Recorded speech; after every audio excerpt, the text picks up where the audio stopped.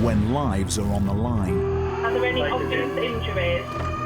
These men and women will risk theirs. The lad who was driving got blood coming out of his face. To save yours. RTC trap. They deal with the most serious injuries. The patient is described as bleeding heavily. Directly below his ear. There's a lot of blood there. The most critical illnesses. The reports of a male who's in cardiac arrest, and without any action, the patient will die. The 2 Yorkshire Air Ambulances cover Britain's biggest county. He's fallen 30 foot from the roof. Oh, yeah. He's got a big cut to his head. 5 million people rely on them. All right, sorry, sweetheart. To deliver cutting-edge emergency medicine. We're just going to go to sleep. He's not looking particularly good. At high speed. If you can activate your major hemorrhage protocol. Every day brings high stakes. He stopped breathing altogether, so I gave him CPR. He's taken a turn for the worse. Has this ever happened to you before? No. High drama. My name's Steve, I'm a paramedic. Speak to me, Graham. 2 elderly persons trapped in that car. Yeah. One's up there, the other one's underneath. We can't get to him. And high anxiety. Bike's got a smashed in front end on it, and a water bottle was some distance down, front wheel's bent. He was groaning a bit, not really speaking, sort of semi-conscious. Cracked at the back, all through the frame there.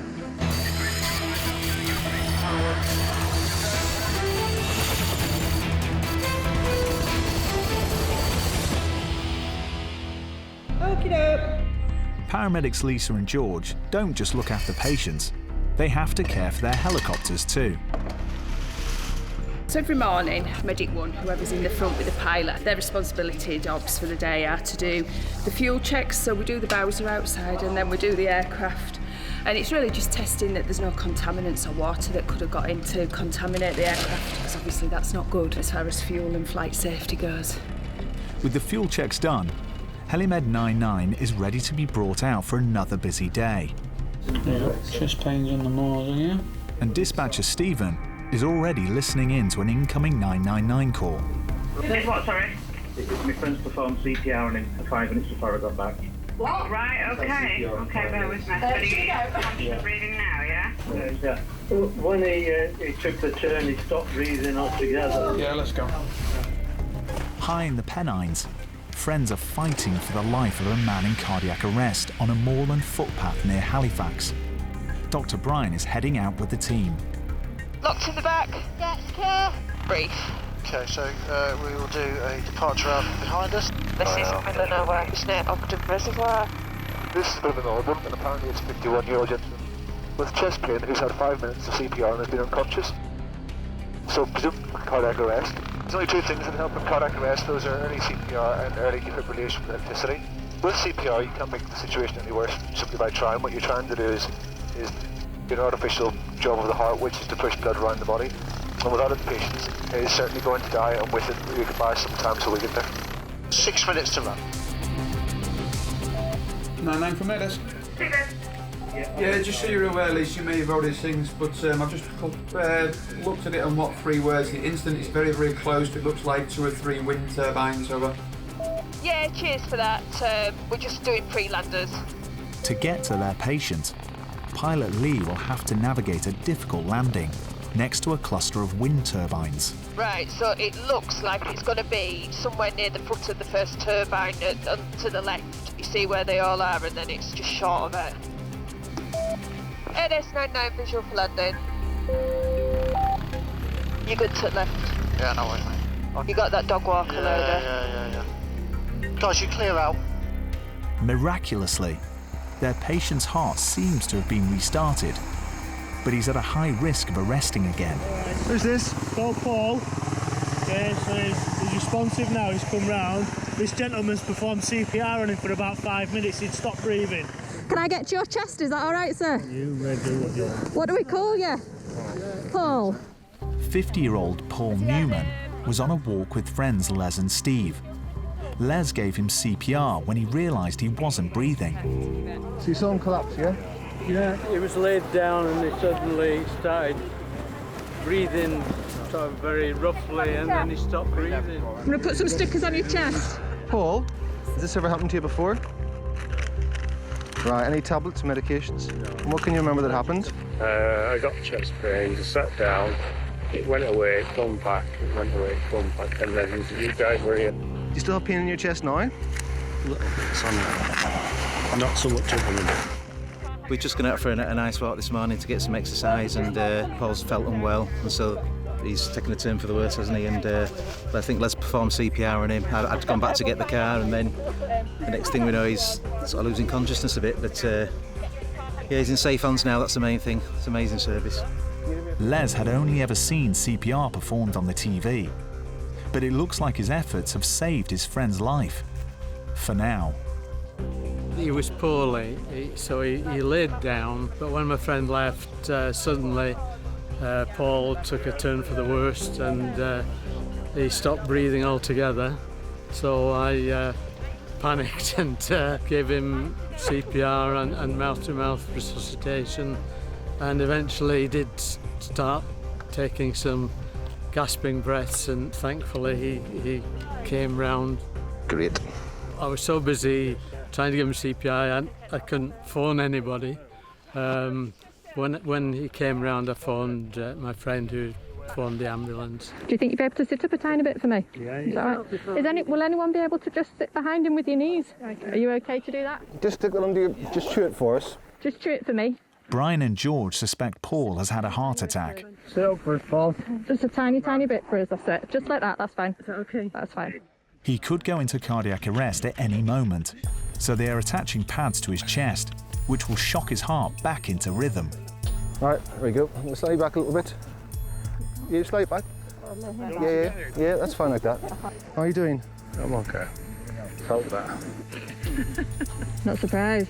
This gentleman's been out walking with some other friends along this track, which is quite a remote area, and then he's begun to feel unwell, collapse. So at the moment he is fully alert, which is good, and his numbers are not looking too bad. We're just doing an ECG to see if that suggests that he's had any sort of cardiac episode. It's possible you might have had a heart attack, all right? So, just to make your day a little better, we'll take you in the helicopter, eh? How does that sound? So it's really important that everybody knows the basics of doing good quality CPR. There's lots of things online that can teach how to do it if you've not been taught it in school, but that immediate bystander response is what will or won't save somebody's life. Straight to the cath lab. The local mountain rescue team are coming to assist. Al, one of the air ambulance paramedics, is off duty and volunteering with them today. Hiya, how are you? Yeah, all right. What do you need? Manpower, just a lift. Okay. It's a 51-year-old gentleman who's previously fit and well with no past medical history. Been witness to collapse while walking. Luckily there were some people around that were trained to do CPR, so they administered CPR for about 5 minutes. And as you can see, Paul's come round fully. What we have to do now is get him to a cath lab where they can replumb his arteries in his heart, so we're going to refer him to the LGI. And we've taken some precautions and some monitoring just in case he would have another cardiac arrest en route. In remote locations like this, the local knowledge of the mountain rescue team is often vital. Everybody ready? Ready, brace, lift. Yeah, just follow me. We knew where we were going to. We knew the access. There's 2 access from the wind farm and from the path there, so we were able to respond pretty quickly. And then obviously working on the helicopter, you kind of know what's going to be needed, what's going to be expected. So it just all makes it work nice and smoothly and quickly, and get this guy off to the LGI where he get the treatment he needs. How's the pain? It's not so bad now. On a scale of 0 to 10, 10 being the worst? 2 or 3. 2 or 3. Paul is being taken to cardiac specialists at Leeds General Infirmary. You're good to left. Dr. Brian and the team are very concerned for Paul. He's not out of the woods yet. His condition appears to be deteriorating. Your chest is hurting, is it? Okay, let's get you out and we can assess you a bit better. I'll give you some morphine, all right, so that will start to work in the next couple of minutes, all right? Ready, George? They've reached the hospital, but they still need to get him down 3 floors to the cath lab. Right, let's go. Just stop for a second. Stop. There you go. Stay us down. Right. Okay, thanks. Off we go. Thanks. Right, off we go. Go. Whenever we land, Paul was starting to complain of more chest pain, which can be a sign of impairment of blood supply to the heart. And when we got him out and we were wheeling him down, his heart went into a funny rhythm, and he got even more chest pain, which would suggest that whatever was going on with his heart was quite critical. Just stop for a second. Stop, stop, stop. And so it was the right thing to do to fly him here in 8 minutes when it would have taken about an hour by land. Open your mouth, Paul. Lift your tongue up. Paul's collapse came completely out of the blue. Up that way. It will be a worrying few hours, while specialists try to cure the heart problem, which almost killed him out on the moors today.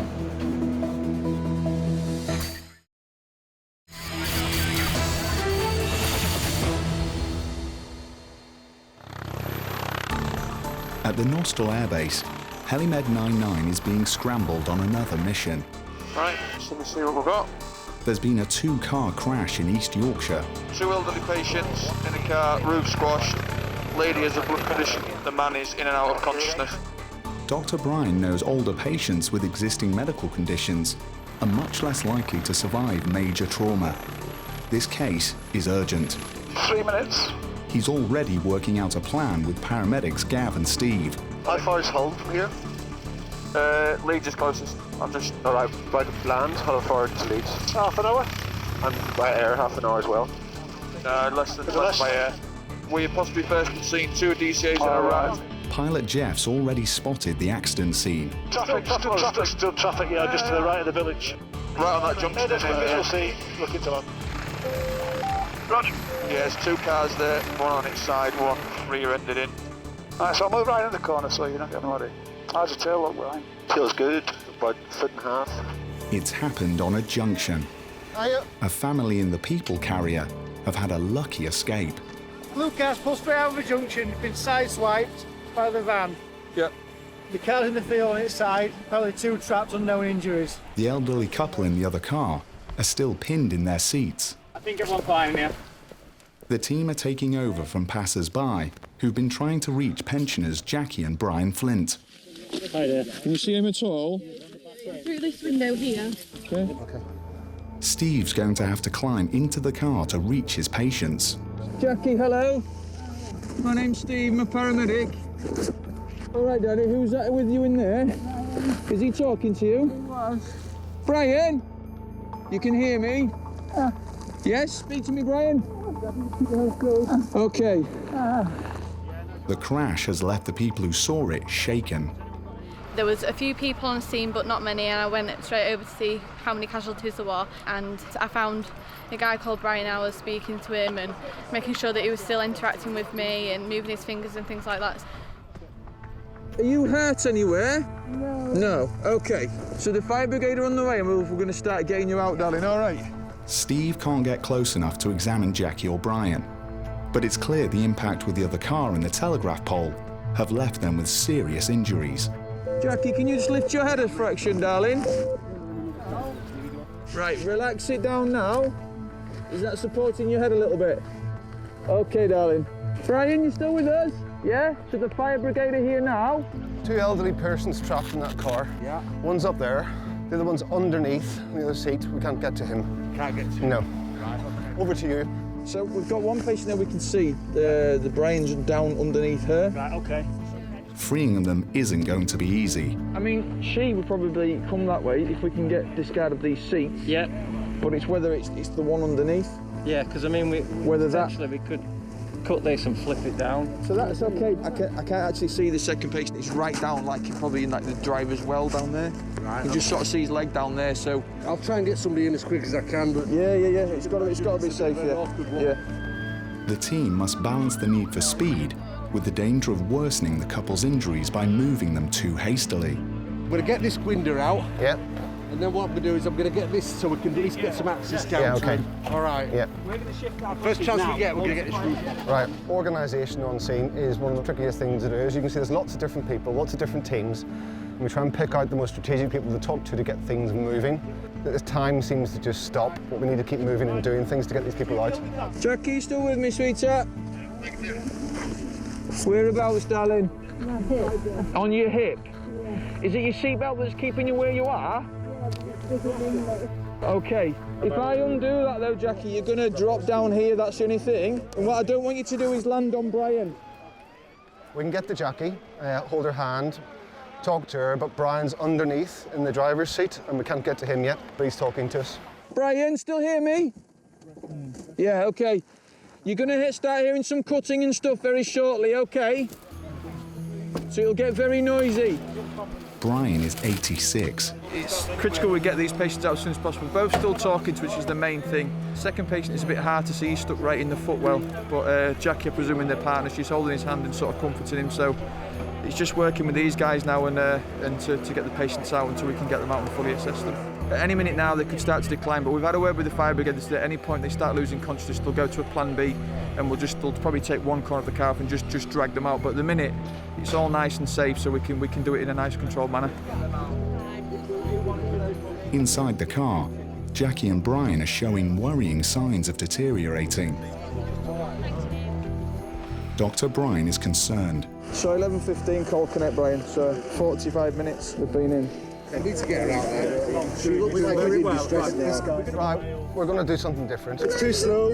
Okay. She needs to come out. Can we get an extrication board here and just slide her out this side? We can do, yeah. We'll do that now. Okay. Thanks. So let's get a board in, then we'll cut this seat belt last minute. I'm more concerned about Brian here. He's complaining of a severe upper back pain, and if we spend another 20 minutes getting Jackie out, I think it'll be detrimental to him. Okay. So that's why I want her out now. Yeah. Well done, gents, well done. Jackie is out, but firefighters must now work out how to free Brian. The extrication that we're doing at the moment with the casualties that's in the vehicle on its side is quite a difficult one. Because of the position of the vehicle, we have to make sure that it's stable so we can work on it without affecting the patient's stability of the neck and the spine. So what we're looking at the moment, the passenger's out on the board. She's now in the hands of the ambulance service. Jackie, hello, darling. Just keep nice and still. OK, we're going to get you into the ambulance and get a good look at you, darling. And we're now extricating the driver, which we're looking at cutting the roof and the side of the car to flap the roof down as a fold, and then we can bring that driver out on a spine board and get him into the ambulance service. Watch your back. Jackie has a head injury. She had been holding Brian's hand throughout their ordeal. Don't worry, we're looking after Brian, OK? He'll be out soon. Brian has a fracture. He has what, darling? No fracture in his spine. All right. I need you to keep that head nice and still for me, so we've got a bit of glass in there. We've extricated the lady. She's on the back of that DCA being assessed by the paramedic crew and one of our colleagues, Steve. And now we're just waiting to exactly the same again with the husband. We couldn't get him out before because she was blocking the extrication of him, so hopefully we'll get him out now onto here, onto the ambulance there, and then give them both a proper assessment and then decide where we're going from there. Yeah, just pull, just keep going. That's a fantastic manoeuvre. Brian, can you hear me? Yeah, he just looked at a funny colour. Brian is now free. Jackie, Brian's just coming out of the car now. OK, so he's being looked after. All right. We've got our stretcher ready. Yes. And Dr. Brian has some big decisions to make. They're both conscious and talking. Brian isn't as well as he was 45 minutes ago, so I'm really concerned about him. He's got lots of bruising across his chest. So he potentially could have damaged his lungs and his heart and other major organs in his tummy, such as his liver and spleen. So we're just doing a primary assessment to determine whether or not we drive to the LGI or fly him. I think driving's about 35-40 minutes, whereas flying him's 10 minutes. No problem, Brian. So if he does anything that we think is critically life-threatening, we'll fly him. Is Brian out? Yeah. Brian's out, darling. They're looking after him. He's getting everything done that you've just had done, sweetheart. Dr. Brian has decided going to hospital by road will allow him to give Brian better care.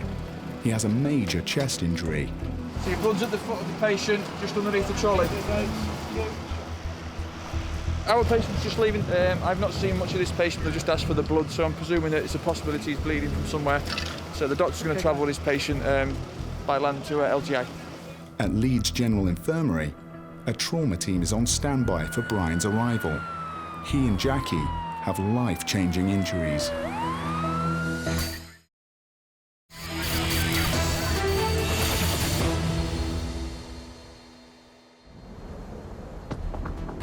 For 20,000 people living in the Yorkshire Dales, the air ambulances are daily lifesavers, bringing medical care to remote communities, often more than an hour by road from a major hospital. At Air Ambulance HQ, Dispatcher Al is scrambling Helimed 98 from RAF Topcliffe to Nidderdale. 98, got a job for you at Middlesmore. It's that job you were looking at, the kid off the bike. So do you want to get going? I'll pass you the grid when you're in the air. On board are paramedics Paul and Andy with pilot Harry. I'll go back a bit and then across the grass to do a departure in front of the tower. So everyone's happy with that? Yeah, we're all clear left. Roger. We've lifted. Yeah, I think the job is either on or next to a caravan stroke camping site. Yep, that's what I received. Did any resources on scene yet? Negatives, now I'll be about 10 minutes away. Information's a bit vague, and we haven't got any resources on scene at the moment. But I understand an 8-year-old has come off his bike, possibly sustained a head injury. Dealing with children's a difficult issue, particularly if it's a significant injury. It's quite an emotive scene, so oftentimes dealing with the parents presents just as much of a problem as actually dealing with the patient. So we approach it as calmly and professionally as we can, and try and actively speak to the parents while we're treating the patient, if possible, and try and get them involved as well. A young child with a head injury is a big worry for the team. Luckily, it's a short flight for pilot Harry. It's going to be a bit of a late spot, Andy. We are only a minute away, but it's going to come on really quickly. So to the valley. Roger. Eyes peeled. Yeah, visual of the caravan site. Yep. LS 98, we are visual with the caravan site. Roger. Obviously there's a river running down this side of the caravan site, so I can't put you in the field on this side because you won't get to it. There's wires in that field that terminate this side of the... Yeah, I just don't want to put you down somewhere where we're not near the patient. There's a lot of activity next to one of the caravans. I don't know if that's kids playing and trying to get our attention. Yeah, actually I've just seen someone wave at me as well from that general area. Right, I'm going to put you. I'm just going to put you where the track comes out at this end of the in the 3 o'clock now, mate. Yep. And then you walk through the farmyards and turn right, and it takes you down into the caravan park, mate. Okay, doke. It is going to be sloping groundish, but I'll hopefully get a flat path just once I get down there. Happy? Yeah, leave us out. Put it on stop. The accident's happened outside the caravan, where the patient is on holiday with his mum. Where is he? Hello? How are we doing? What's your name? Luke. How old are you, Luke? 8. 8. And what's happened to you today? I fall over on my bike. You fell off your bike? Oh dear. He went over, like literally, he's hypermobile. Right, okay. So the whole processing of pain and things, he might not... It comes across differently, yeah, and he might be in more pain than what you think, yes. So yeah. Can't wait to go in the helicopter. You can't wait to go in the helicopter. Oh, let's have a little look at you first. Do you mind if I just have a quick feel of your pulse? Is that okay? 8-year-old Luke has Snyder's block campo, a very rare syndrome which causes hypermobility, meaning his joints dislocate very easily. How careful do we have to be around joints and bits and pieces if he's hypermobile? Well, it's... Okay, as long as we're gentle, it's fine. Yeah, cool. Was he wearing a helmet? Yes. Yes, he was wearing a helmet. Excellent. Do you mind if I just have a little feel of your head? You don't have to move it. Okie dokie. Is anywhere where I'm pressing hurting? Oh. Nowhere. Nowhere. Okay. Luke was riding his bike when he clipped a dog walker and he fell off. Oh, what is that? It's a machine that tells me how fast your heart's going, how much you're breathing, and everything like that, you see.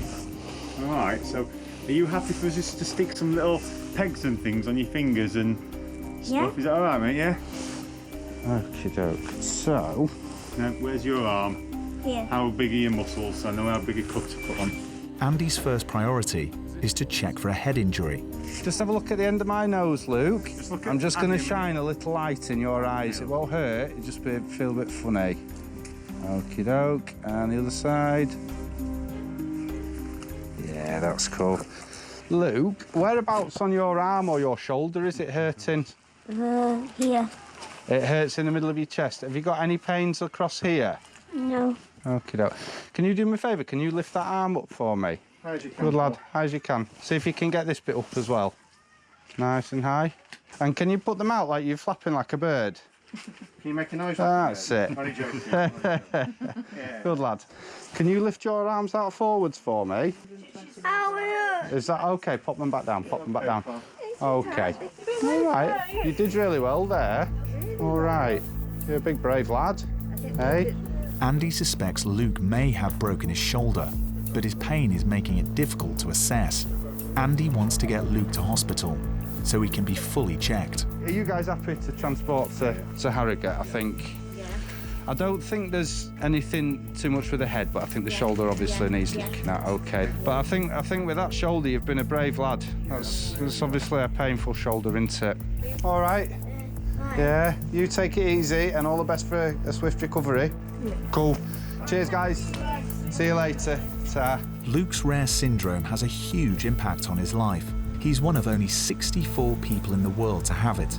Today was the first time he'd ridden his bike without stabilisers. He's come off his bike, but luckily, rather than going over the handlebars, he's come off sort of sideways and slid with his hands outstretched.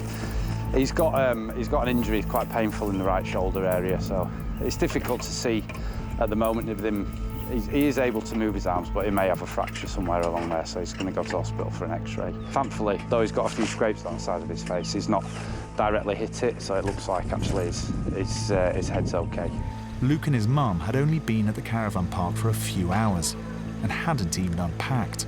X-rays at the nearest hospital will determine whether Luke has any broken bones. He won't be riding his bike for a while. And it's not just children who fall off their bikes. Almost 3 million Brits are regular cyclists, from once-a-week commuters to serious racers putting in 100 miles or more each weekend. There was a 60% increase in bicycle sales last year. And more riders on the road means more calls for the air ambulance. Oh no, I've got a job for you. It's Gammer's Gill, so it's like south of Maybury. Alright, somebody come off the bike with a head injury. At RAF Topcliffe, paramedics Pete and Kit are being scrambled to the Yorkshire Dales. A cyclist has fallen in a remote village. Leaving traffic, helimed 99, just lifting from Topcliffe, departing to the west, climbing to 1,200 feet. Helimed 99, lifting from Topcliffe. We're just in the process of restocking from the last incident, and we've got a call to go up North Yorkshire. There's been reports that someone's come off a bike. We don't know if that's a motorbike or a pedal cycle, but they're believed to have sustained a head injury and have a decreased level of consciousness, along with a shoulder injury and a leg injury.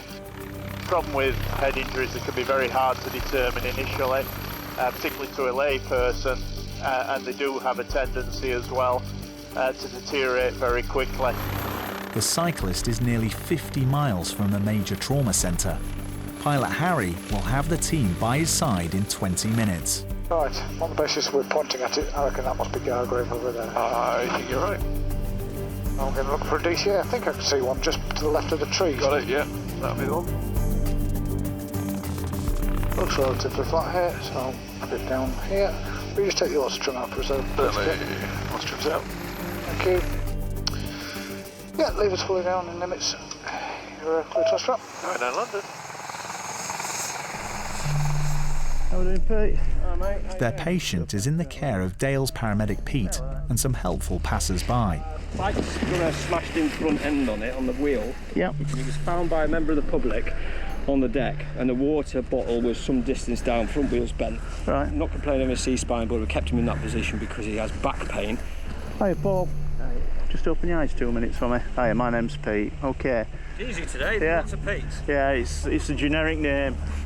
Is that all in your back that's hurting you there? Yeah. Yeah? It's that shoulder as well. Yeah. He hasn't referred to that for some time. You feel with your breathing, you're a little bit guarded with that. Is that your shoulder or your back? It's your ribs on the right side. Okay. 56-year-old Paul Coxon was in the middle of a 200-mile ride. So whereabouts is the pain in your shoulder? Is it actually here, or is it more across your clavicle? Yeah. My colleague's been saying you've not much recollection of what happened leading up to this. That's good. Can you straighten your arm out? And what about bringing it out to the side here? Yeah? So mechanically you can move that, it just feels painful? Yeah. Okay, where is that? Where is that pain from now? From the back. From your back, okay. It looks like Paul's dislocated his shoulder, but Pete fears the excruciating pain he's suffering may be distracting him from the symptoms of a more serious injury to his spine or chest. Take a deep breath if you can. Can't do that now. Okay. Paul had become separated from friends, and no one saw what happened. A villager found him. Saw the man lying in the road with his bicycle just behind him. All wheels were all buckled, or not buckled, but turned over, and he was just lying. Didn't seem to be moving at all. I just checked him out quickly. I mean, clearly he was in some pain. He was groaning a bit, not really speaking, sort of semi-conscious. And so the first thing I did was just to run to get help. So I went to the nearby house to alert them and to get them to call an ambulance. So the plan is, Paul, we're going to put a rigid board either side here, slides together, clips, all right, and then we'll get you up off the floor, all right. Okay. Just let me know if you get increased pain anywhere. Okay. Yeah. Pete needs Paul on a rigid stretcher so that he can be immobilised. He wants to protect his spinal cord. Paul, at the moment, if we're scoring your pain out of 10, 0 is no pain at all, 10 is the worst pain you can imagine. What's your pain score? Oh, it'll be about 7, 8. 7 or 8, right. Straighten this arm for me, please. Cracked at the back, all through the frame there. Paul's helmet may have saved his life. Yeah, that's inside that gives you protection there. 1, 2, 3. Paul is being flown to the major trauma centre in Middlesbrough, where he happens to live. Watch the straps at the top there. Yep. You alright there, Paul? Yeah. Do you appreciate you're in a helicopter? Yeah. Yeah? So it's going to get a little bit noisy, but it's much quicker, and at least you're heading home. So we're going to James Cook. Just drop me off on the way. Unfortunately not. You happy, Pete? Yes, mate, happy. Alright, cool. Slightly sloping ground from the left, obviously. Okie dokie. Oh, looking good. It's quite settled now. He's in a lot of pain, although, you know, he wasn't making a big deal of that. He was obviously very uncomfortable. Got a real lot of lower back pain, but no associated symptoms with that, such as loss of sensation or movement. And I think that was detracting from any other injuries, and on further examination he's got pain round his ribs as well on his flank. The problem with that was that it looked to be affecting his respiratory rate, and his oxygen saturations were quite low. Just a case of monitoring him closely, because particularly with respiratory problems they can develop. Paramedic 99 Alpha is left in down at James Cook.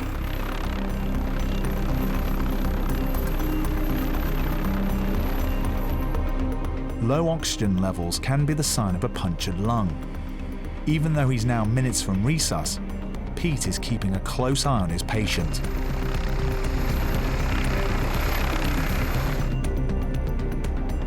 That's Paramedic 99 James Cooks. Thank you.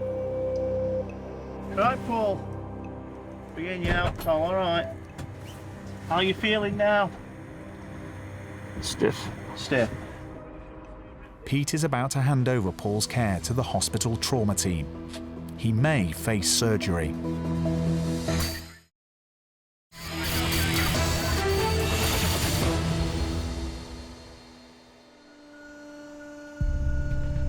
At Air Ambulance HQ, it's not often there's downtime between jobs. But when there is, the team are kept busy. Paramedic Pete is checking the night vision goggles.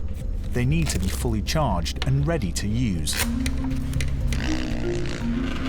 15 miles away in Doncaster, a spurt of nice weather has brought thrill-seeking bikers to a motocross park. And now, one rider needs the team's help. First, take off all nice and gentle, make sure that your desk on it first. There we are, that's nice. Pete's on board HeliMed 99 with Dr. Paul and paramedic Matty. Right, passing 100 for 200. All clear round. Adios.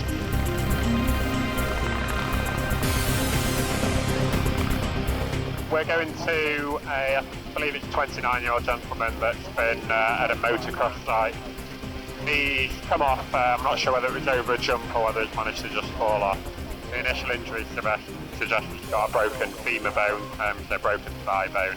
The reason that we've been called is he's also got a low blood pressure, so that raises the possibility of whether he's bleeding from anywhere. So you can lose quite a lot of blood in and around a broken thigh bone.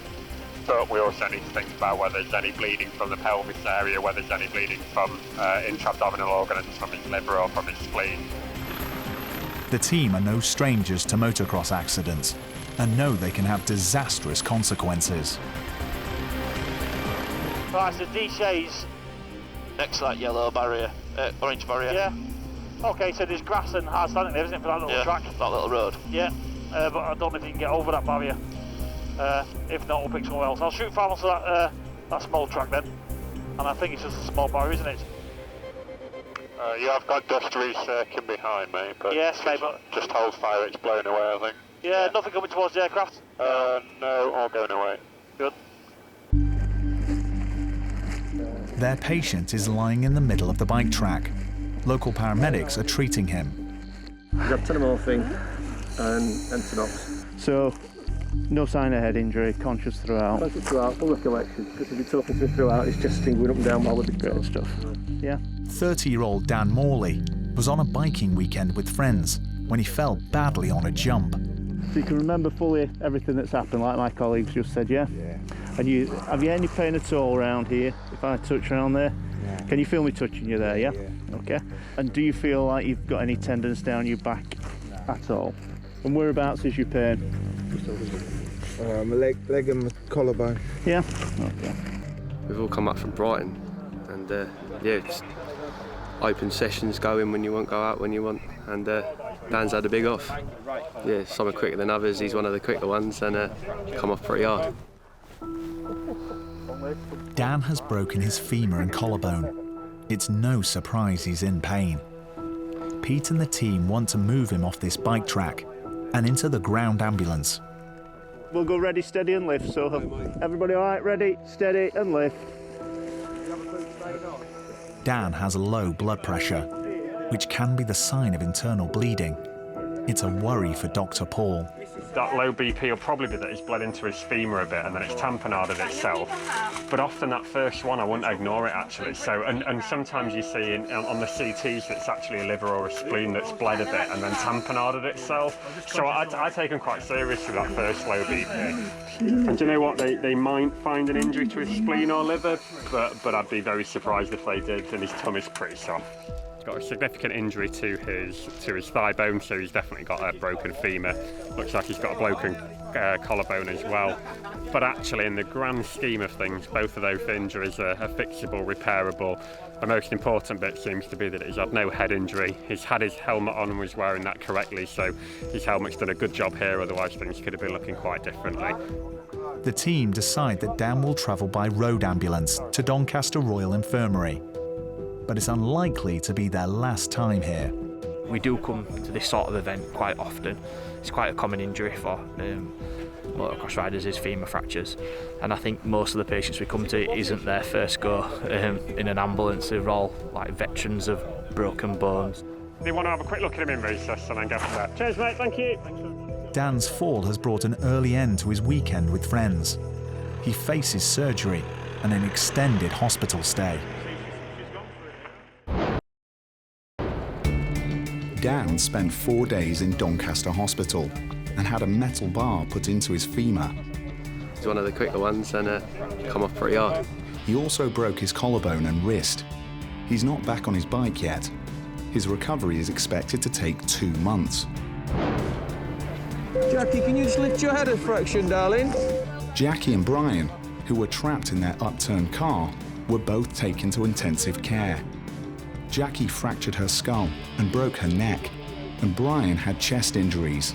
We were very lucky in many ways, very lucky indeed. It didn't feel real, and I didn't think I was going to die. I knew I was hurt. Thankfully, they are now back home and enjoying their retirement. There's your tea, Brian.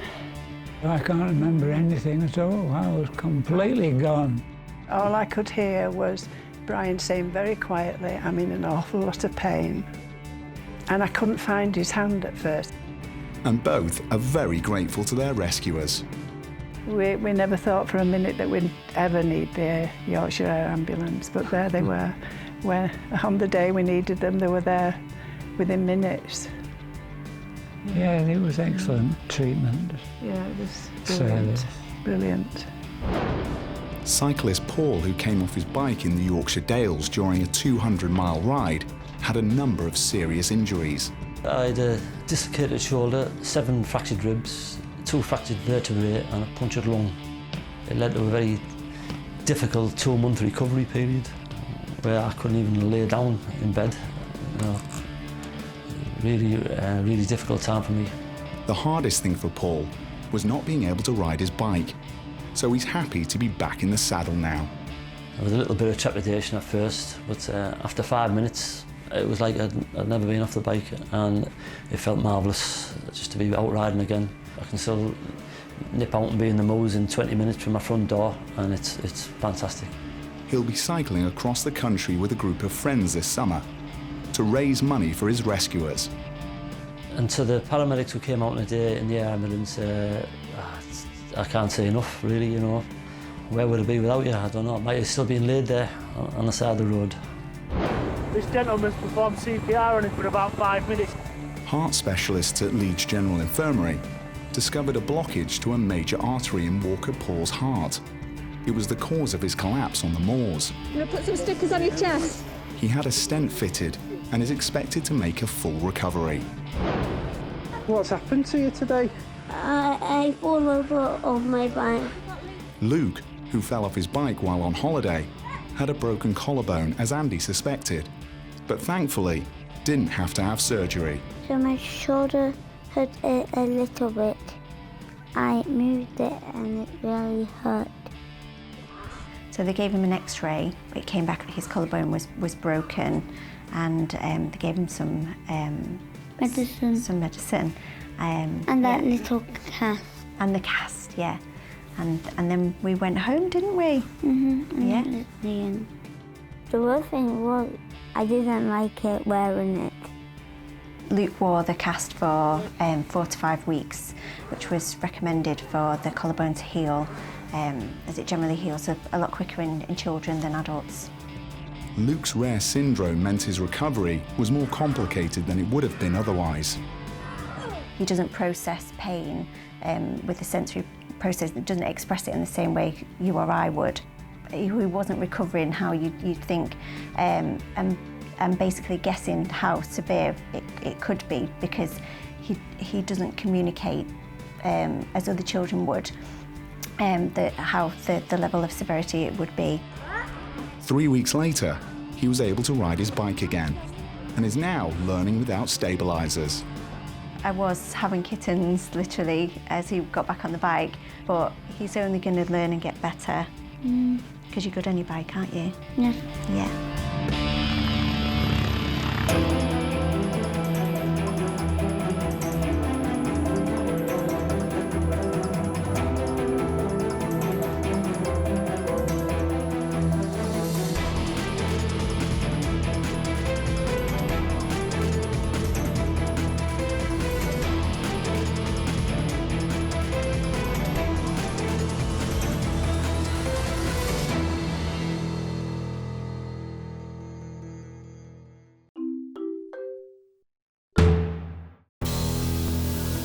When lives are on the line, Are there any obvious injuries?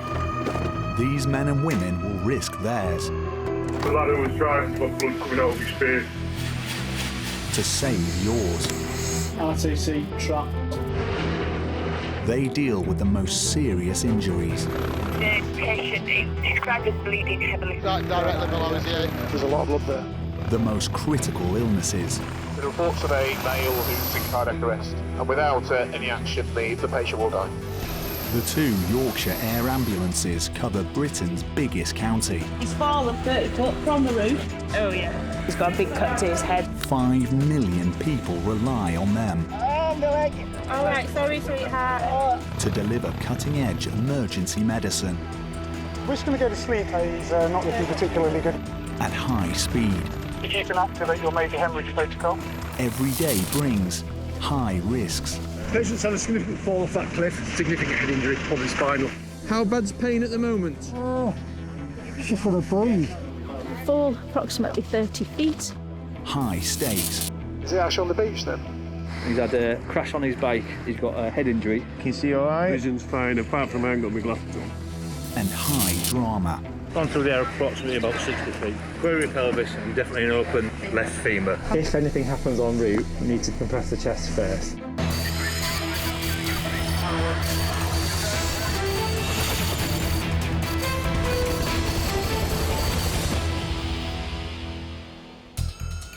In the North York Moors National Park, a major rescue is underway. Mountain rescue volunteers are racing to a ravine where a man is seriously hurt. At the Nostell Air Base, Dr. Sarah and paramedics Steve and Sammy are about to join the rescue. East Ayton, so just out towards Scarborough. Okay. That's where the weather is. Okay. Rotating. Believed to be in some woods, so the actual ident might be quite challenging. It's a 25-minute flight. We're heading over towards Scarborough to the coast. A gentleman, he's fallen off what we presume is a quarry. It's in a wooded area. I think it's an old disused quarry. And it sounds like it's gone quite a distance, maybe 30 foot. He's conscious, he's breathing, but he's complaining of some pain in his back. I think one of our greatest concerns is how we're actually going to get him out of there. So we're looking to see if we can have any other resources could come and help us. So Mountain Rescue hopefully will be able to come and help us to extricate him. They're on scene, MRT. They're on scene already? Yeah. Oh, that's perfect. So they should be able to tell us what's what. This weather is really ropey. As darkness falls, thick clouds and bad visibility could make this already complicated mission more difficult. So update, he's fallen 30 feet, head injury, complaining of rib pain, SATs of 70%. 70%? Oh, that's really not okay. The amount of oxygen in his body is really, really poor, and that's actually really dangerous. But if it is 70%, it means that he's got a significant chest injury, and over time that is likely to deteriorate and he'll become really very unwell. So that gives us a lot of concern. Yeah, visual with blue lights here on by 11 o'clock. Right, I think we'll do it here. Okay, just because to of avoid those, picking those yeah, covers up. You've got a bit of a wall, but better than nothing. Air desk from 99, landed cricket pitch. Pilot JB has landed as close as he can. Mountain Rescue have arrived to take them the rest of the way. We've landed above the scene and MRT are able to take us down to where the patient is, well, almost. And then we'll walk and approach and find the gentleman that fell 30 feet down the cliff. Patient's had a significant fall off that cliff. Yeah. He's behind some trees. Yeah. There's a DCA and a response vehicle working on him. He's got significant head injury, probably spinal. Do you know what his ob's like? I don't know, but he's literally just up there. Okay. 72-year-old Vernon Jenkins has fallen 30 feet down a rock face into trees. Fall from there down to there, chest injury, low SATs. Shall we let you guys do what you do and then we'll have a look at him when he gets out there, because otherwise, you know me, I'll go trip over a bush or something. We'll just go out there. Mountain Rescue volunteers will first get him onto a spinal stretcher so Dr. Sarah can assess his injuries. If we have him over here, then we can actually see. ADAS from 99, sit rep. Incident is as described, fall approximately 30 feet with a laceration to back of head. MRT extricating patient with query spinal, query rib injuries, and we will rendezvous and treat accordingly at the side of the ambulance. Over. At last, Vernon is free of the undergrowth he landed in, but it's clear he's suffered a severe head injury, and there are fears for his spine. Steady, brace and lower. His wife was with him when it happened. Leslie, my name's Stephen from the ambulance service. So at the minute, darling, it's obviously Mountain Rescue have done their job of getting the patient out, okay? So what we're going to do now, we're just going to get Vernon onto the back of the ambulance, which is a little bit later. We can see what's going on, see what his observations are and what his injuries are, okay? Judging probably by the mechanisms, what's happened, what we've seen, it's more than likely we'll need to take him to a trauma centre. So it's a possibility we'll fly him there, because it'll be quicker. Yes. And it's likely at this point probably to be Hull Royal, but As soon as I know what's going on, I'll come back out and speak to you and let you know exactly what's going on. Okay, we'll look after him. All right. He is moving all his limbs. Yeah. I can't see any fractures with regards to the legs or anything like that. His thoracic pain is mid-shoulders area. Yeah. I don't know, T5, something like that, yeah. He's got blood on his ear. Yeah. Here. I can't, as far as I can tell, that's not coming from his ear, but forgive me if I've missed... No, it's fine. You can't see when you're... No, so fine. laceration, I believe that the blood has run down from the back of his head into his ear. Into his ear. So these people have done a fabulous job so far, and we've got you out. So we're just going to redo a few things of a quick top to toe. I tell you now, both the hearing aids are coming out. So, okay, you can't hear me very well. That's again now. Okay, so Vernon, what we're going to do is we're just going to go another top to toe survey and have a look to see if any injuries, and then go from there. How bad's pain at the moment? Just for the breathe. Okay, and which side of your chest is that? This side. On the left hand side? Yeah. Okay, we're going to have a listen to that. Mostly. Okay, and apart from the chest, Vernon, where else is the pain? Top of the head. Top of your head? Okay, where you got head injury. Okay. For the mountain rescue team, it's been a challenging extrication. Well, the gentleman we've been carrying has slipped off a cliff there, looks about 20 foot, 30 foot, something like that. And we've been summoned to come and help because he was stuck in quite a tricky situation. So he was sort of wedged under a tree and quite a lot high risk of sort of spinal injury and internal injury. So we helped the ambulance crew package him into one of our vacuum mattresses to immobilise him and popped him on one of our mountain rescue stretchers and brought him down here. And then luckily the air ambulance crew's been here to help assess. Take a deep breath. Okay, lovely. And again for me. That's what's hurting you, is it? Does that? Yes. Sorry. So sorry. You can punch me back when you're feeling better. That's a 98, so we're all good. Do you want to do tummy? Sarah is concerned about Vernon's condition and wants to give him some blood. But there's a complication. Vernon? Yeah? You're a Jehovah's Witness, is that correct? Yes, that's right. Okay, and I've got this note to say that you're not to have any blood, is that correct? That's correct. Okay, and you understand that you're poorly at the moment, you're still happy to continue in that? Yes. Okay, no problem. Are we okay to give you a medicine which can help the blood clot? Yeah, it's not a blood product, is it? It's not a blood product? Is that okay? Yeah, fine. Do you think it was like more of a slip or an actual like fall? You basically come off the edge of the cliff. Yeah. There's a bit of overhanging rock. Yeah. Basically, they were traversing and trying to come down the bank. Okay. And then he's literally, the bit of stone that's overhanging. Yeah. It's broken away, and then he's... Oh gosh, so it's just given way underneath him, sort of thing. His sit rep is, his head is okay, his GCS is 15, he has fallen from 30 feet. Quiricary spleen, definite ribs, and they're just doing his bottom half now. Out of 10, Vernon, how sore are you? Where 10 is excruciating and 1 is mild. Okay, that's quite a lot. Medic 1 from Medic 2. Medic 1, pass your message. Yeah, Sammy, we're about good to leave the scene now, so we're going to be heading down to you in the next minute. But there's a cut here, isn't there? There's a massive laceration, sort of probably about 20 centimetres, runs right the way across the back of his head. Okay, no worries. It's remarkable that Vernon is awake and talking after his fall. But his head and back injuries could still prove life-changing. And Sarah suspects he has a punctured lung. He'll be flown to hospital in Hull. Ready, steady, move. Out!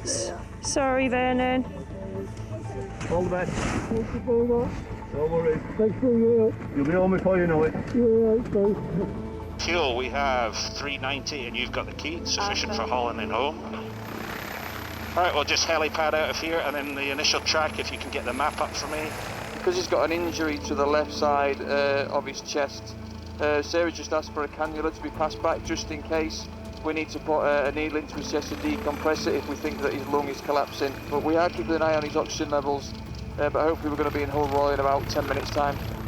Okay, helipad into the lights at the HRI, next to the car park.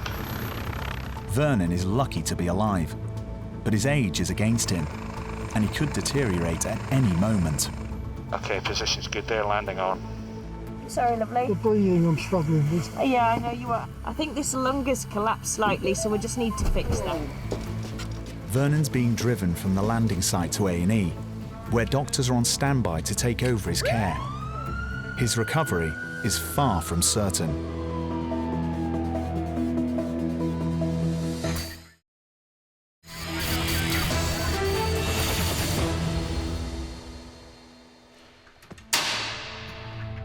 Doors opening.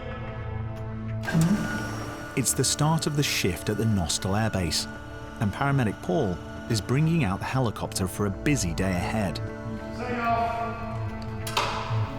For the next 12 hours, Helimed 98 will be on standby to help any of the 5.5 million people across Yorkshire who may need it.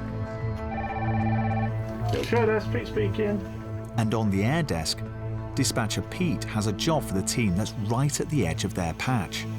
Can't get much further out than that, can you? Someone falling off their electric scooter, though. He's scrambling Paul and Dr. Jez and paramedic Andy. George, how does your stretcher? All secure in the front, secure in the back. Both secure in the back. All clear left, we are clear right. We're off to a place miles away called Spurn Point for somebody that's come off electric scooter or electric bike and they've got a head injury. It's probably the furthest you can go in Yorkshire from where we are, so we've got about 20-25 minutes flying time. As in any kind of injury, that we're going to go through an ABC approach, check their airway, their breathing, the circulation. Specific to head injuries, the conscious level is really important. So if they're awake and talking, that's a very reassuring sign. The other end of the spectrum is somebody who's completely unresponsive, makes no response to pain, not opening their eyes at all. That's very worrying with a head injury. So what I intend to do is just jump over the Humber estuary and just follow the coastline from the northern side. Okay, mate, yeah. If that makes sense. Yeah, yeah. So we're not straight lining it. Yeah, okay. Just an update. For you, really, there's not much of an update from scene other than patient with a head laceration, increased respiratory rate, currently on oxygen, and possibly an access problem as well as clinical need. If I hear anything else, I'll update you. Spurn Point is an iconic peninsula of sand between the North Sea and the Humber estuary. It can be seen from space, but at high tide, the sea cuts off the tip from the mainland. Yeah, I think the ambulance will be struggling to get over that, wouldn't they? Yeah, I think that's the case, isn't it? It means the air ambulance team are the only medical crew who can reach the patient. Okay, so we're just crosswind now. Is it actually on the beach then? Yeah, lifeboat station down there. Right. I can certainly see people at the right side of the white building with the flag. I can see them coming out now into the green area. There you go. There you go. Yeah. Okay, brilliant. Well, that looks like a nice little area. Visual of smoke, preparing to land. Just come round the corner there, mate. Yep. Just using that as a smoke. So I have got that transmission. Yeah, I was going to mention that antenna. Yeah, that's fine. So we'll just come to the right-hand side of that. Yeah, cool. I'll just shoot my approach and then we'll just reposition. Okay. All clear on the left, bud? Good on the left, mate, yes. Thanks, mate. That'll do, donkey. That'll do. Erish, 98 landed. Happy? Yeah, happy. You're good. Spurn is home to the UK's only full-time offshore lifeboat crew, and they have been helping the man. This is Mark Dyer, he's 63 years old. He's had a crash on his bike at 12:39. He's got a head injury, he's got quite a nasty cut to his head. So initially, 32:23, when we came to him, he was alert. He hasn't been unconscious at any time because there were two people who saw the accident. Sure. Mark Dyer was out cycling alone when he hit a bump in the road and fell over the handlebars of his electric bike, hitting his head. We were just sat having our dinner and we got a knock on the window saying that there's a gentleman fallen over on his bike. So it's just right at the back of the lifeboat station, so we just went out and had a look and saw the chap on the floor. Just about 3.5 miles from the land to the end of Spurn Point. So it can be quite a walk, certainly for trying to get an ambulance down here. Hey mate, how are you doing? Yeah, no, I'm all right. My name's Paul. Yeah. All right, so how are you feeling at the minute now you laid down? I'm actually fine. You're feeling all right? Is your vision okay? Can you see all right? Vision's fine, apart from I haven't got my glasses on. So you got no neck pain at all? None. No pain in your back? No. Can you wiggle your fingers for me? No tingling pins and needles? No. Okay, no pain in your chest when I'm pressing? No. Okay, good. Jez knows a bang to the head can have serious consequences. He wants to feel for any neck or spinal injuries. We'll just have a little feel of your neck, sir. Yeah, you can let go, mate. Have you got any pain in your neck at all? None at all. None whatsoever? Your head hurts, I'm guessing? Yeah, it's tender. Right, I'm gonna... Should I take your collar off? Don't... Right, I'm just gonna have a little gentle feel, fella. Tell me, have you got any pain at all there? No. None at all? No. Just have a quick look at your noggin. That's all stopped bleeding. Good. Right. So what we're going to do, Mark, we're going to re-bandage your head. Yep. And because of the distance you are from the nearest hospital, we're going to put you in the aircraft and fly you to Hull. Okay, mate, yeah, no worries. Obviously, because of the pandemic at the minute, obviously we have to make sure that obviously we can put a mask on you. Yeah. And obviously we have to wear... Okay. Have you? So we've got loads, mate, don't worry about it. Free on NHS. So what we'll do is we'll get us all selves kitted up and just wander with you to the aircraft. Is that all right? Yep. This chap's been riding an electric bike with a battery pack on, and now can obviously get a bit of speed up, and he's hit a speed bump by the sounds of it, and he's come a cropper, and he's not wearing a helmet, and he's kind of hit his head, kind of top of his forehead, scalp area, but he's been conscious and talking the whole time, so that's really reassuring. He's conscious and talking now. What we'll do is we'll support you, Yeah. and then Andy's just going to redress your head. Yeah. All right? Yeah. Just going to take this off. Mark has a deep laceration 4 inches long, which needs attention at a major trauma centre. Ready? I'm just going to put this conforming bandage around me. Yeah, that's fine. Tight.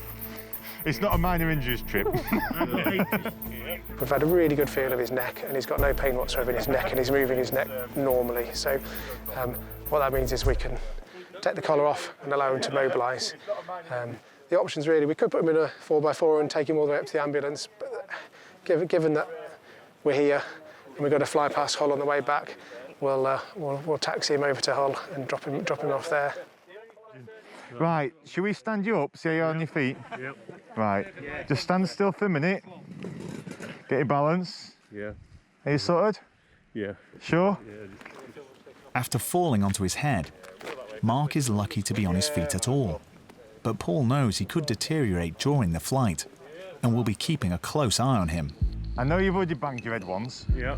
but don't bang it a second time. No. All right, we need to get you onto there. Yeah. All right. What, forward or backwards? Whichever way you think is going to be best for you to get onto there. Just let me know when I can start. I think we're okay, mate. Free takeoff. Okay, engines both to fly.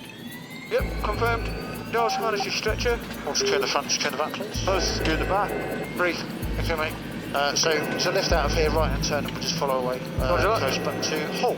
Be clear left. All clear left, we are clear right.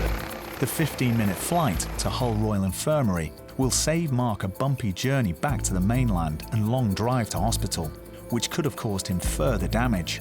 He's got a very unpleasant scalp laceration, a long scalp laceration, which is very deep, but he doesn't appear to have damaged anything in his brain. Significantly, he's been conscious and talking the whole time. And he stayed like that the whole time, so he's going to need some stitches, quite a few stitches, to put it all back together. But apart from that, I think he'll be fine. Standard V21 approach to the secondary side at homicide. Hull Royal Infirmary receives casualties from shipping and gas platforms across a huge area of the North Sea. 9-8, that's received, thank you. But patients from Spurn are a rarity. All clear on the left, yeah? Yes. Let's get to the ground cushion. Tail's clear right, nose coming left. Alright, mate. Curtis 9-8, landed at Hull. An ambulance will take Mark into the care of doctors. He'll need brain scans and a lot of stitches.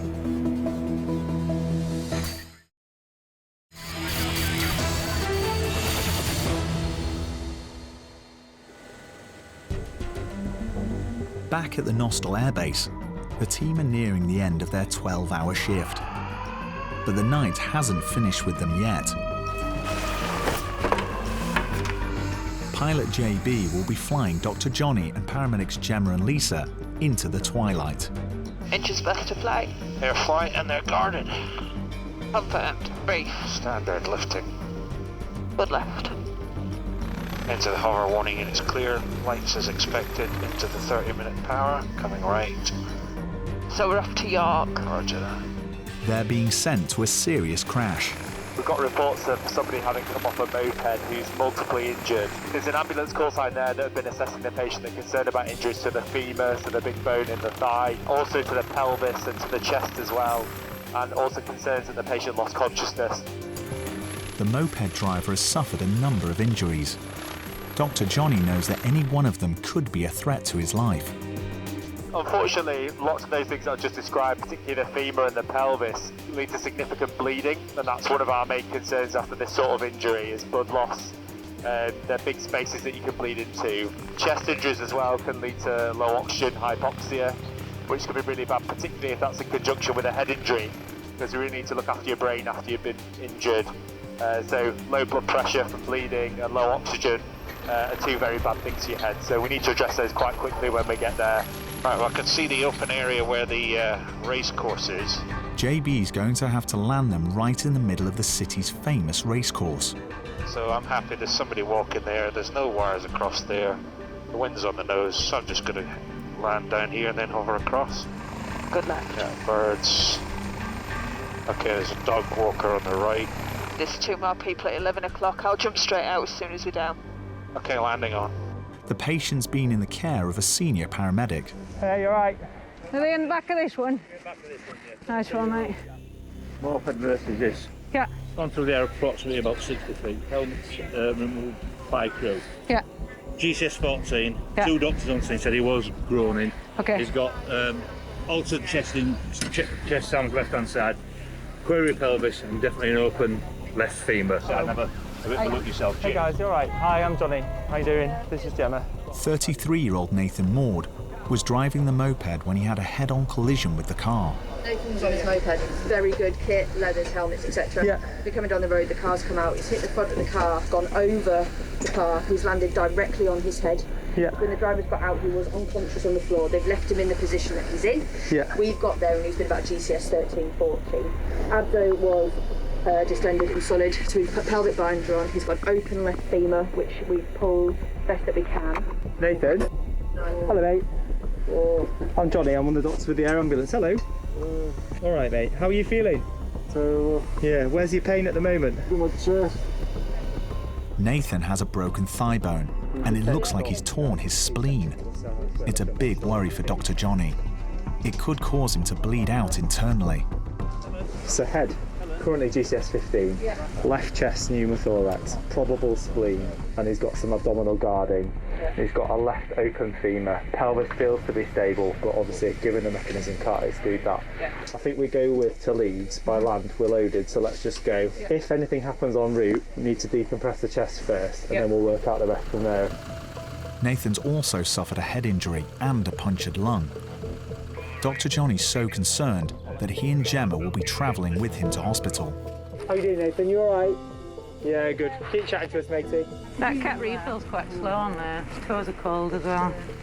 Nathan's injuries are so severe that he needs to be seen at the major trauma centre in Leeds. Alright guys, we're ready to go when you are, so let's get moving. Going by road means Johnny will have more room to work on his patient if his condition deteriorates. How you doing, bud? You've got lots of bits broken, you've got lots of rib fractures. There's something going on in your tummy, and I think you might have damaged your spleen in the injury. Your leg, I think, is all right. Okay, it's going to be fine. That's the least of your worries. It's damaged. It might be that it's broken and that the bone has come out, but I can't see that at the moment. I wonder whether it's actually a puncture wound. We'll have a look anyway. You're all right.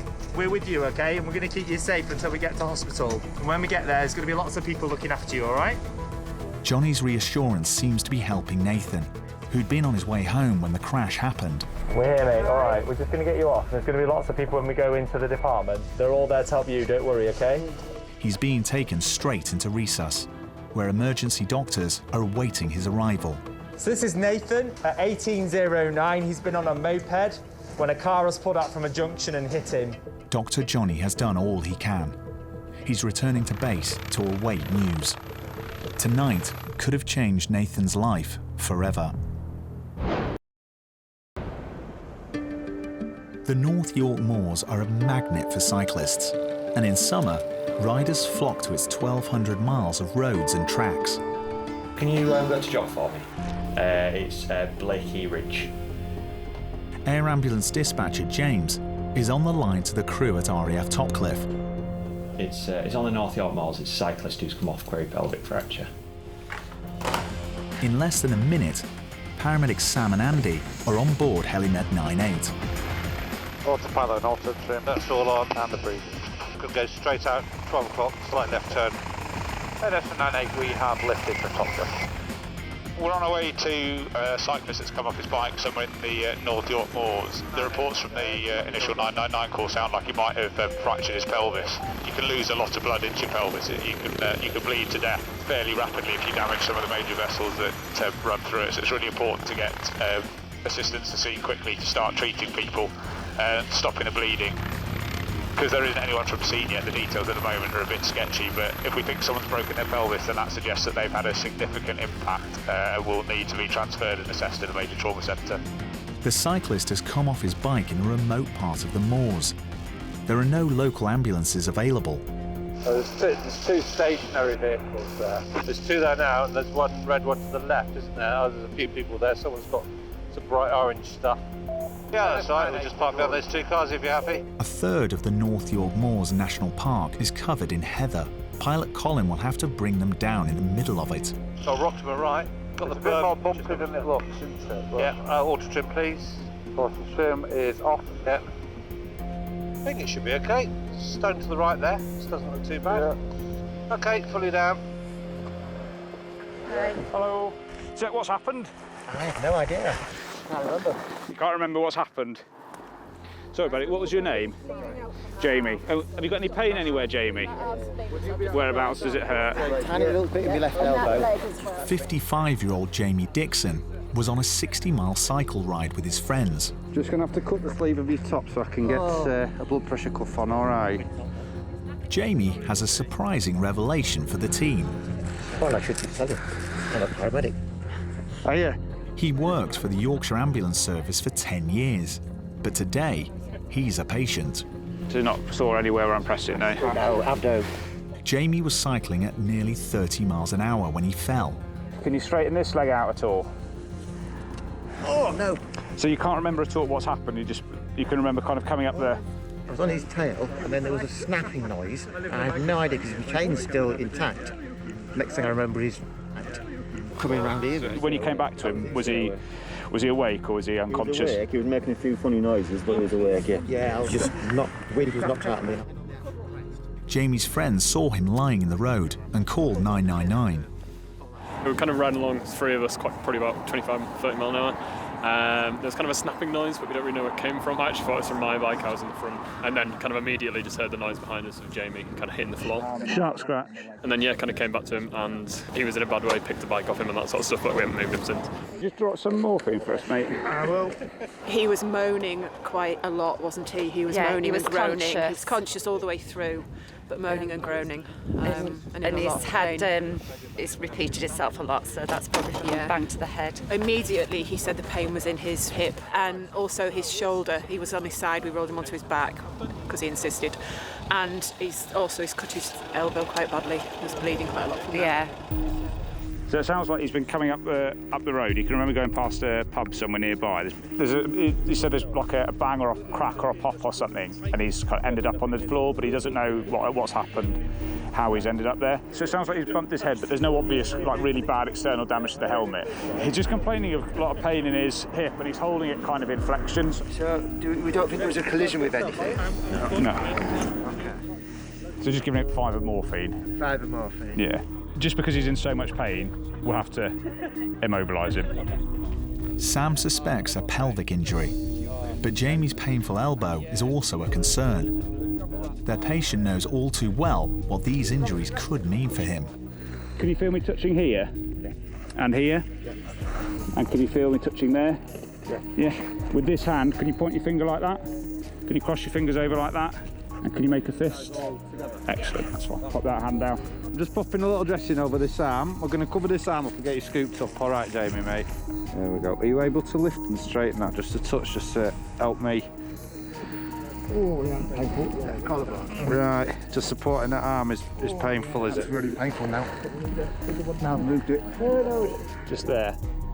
Oh, yeah. That's it. Yeah. Yeah. So what we'll do, we use the scoop stretcher just because it's easier to kind of clip and carry you over to the aircraft. We'll take you up to James Cook. They can do some imaging on your pelvis and see if there is anything going on there.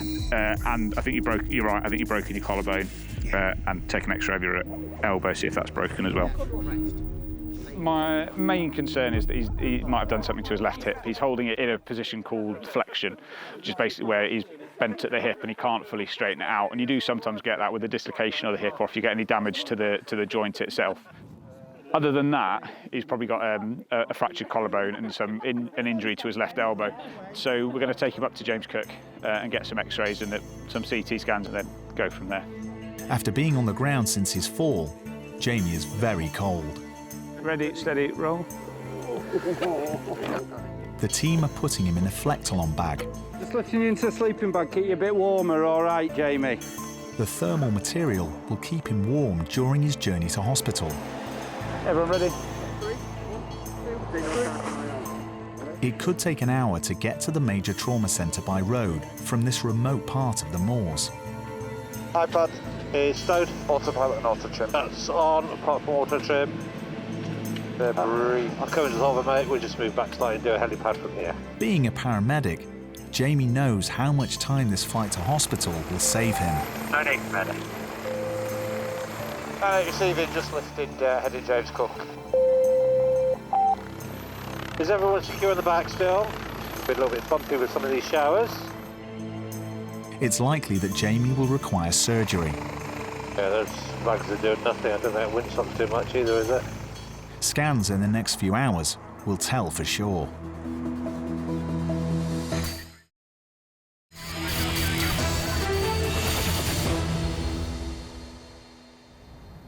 Guys, I'm just going to ring this call back. It's the night shift on the air desk, This job's in Pickering. and the latest 999 call has dispatcher Rachel feeling worried.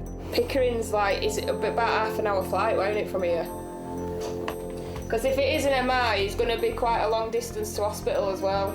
The caller has described low-level chest pain, but Rachel suspects they're describing a heart attack. Hi, my name's Rachel. I'm a paramedic from the ambulance service. Can I just ask you some more questions? Is that okay? What's gone on this evening? What's he been doing when this chest pain started? Okay. Has he? You say he's had a heart attack in the past. Does he describe this discomfort that he's got in his chest as the same type as last time? All right. Okay. Right. I'm going to hang up now. If anything changes, you obviously call 999 back. And there is a crew en route to you. Okay. I'm going to set you off on it because crew are still 20 minutes away, and it's up to James Cook from there. It's nearly an hour drive. Helimed 99 is flying paramedics Lisa and George and Dr. Andy to the patient's home in Rydale. Heliport departure. I went up at the left turn out towards north. And then 999 for that straight leg leaving. 145 just left north door. We're outbound to Pickering in North Yorkshire.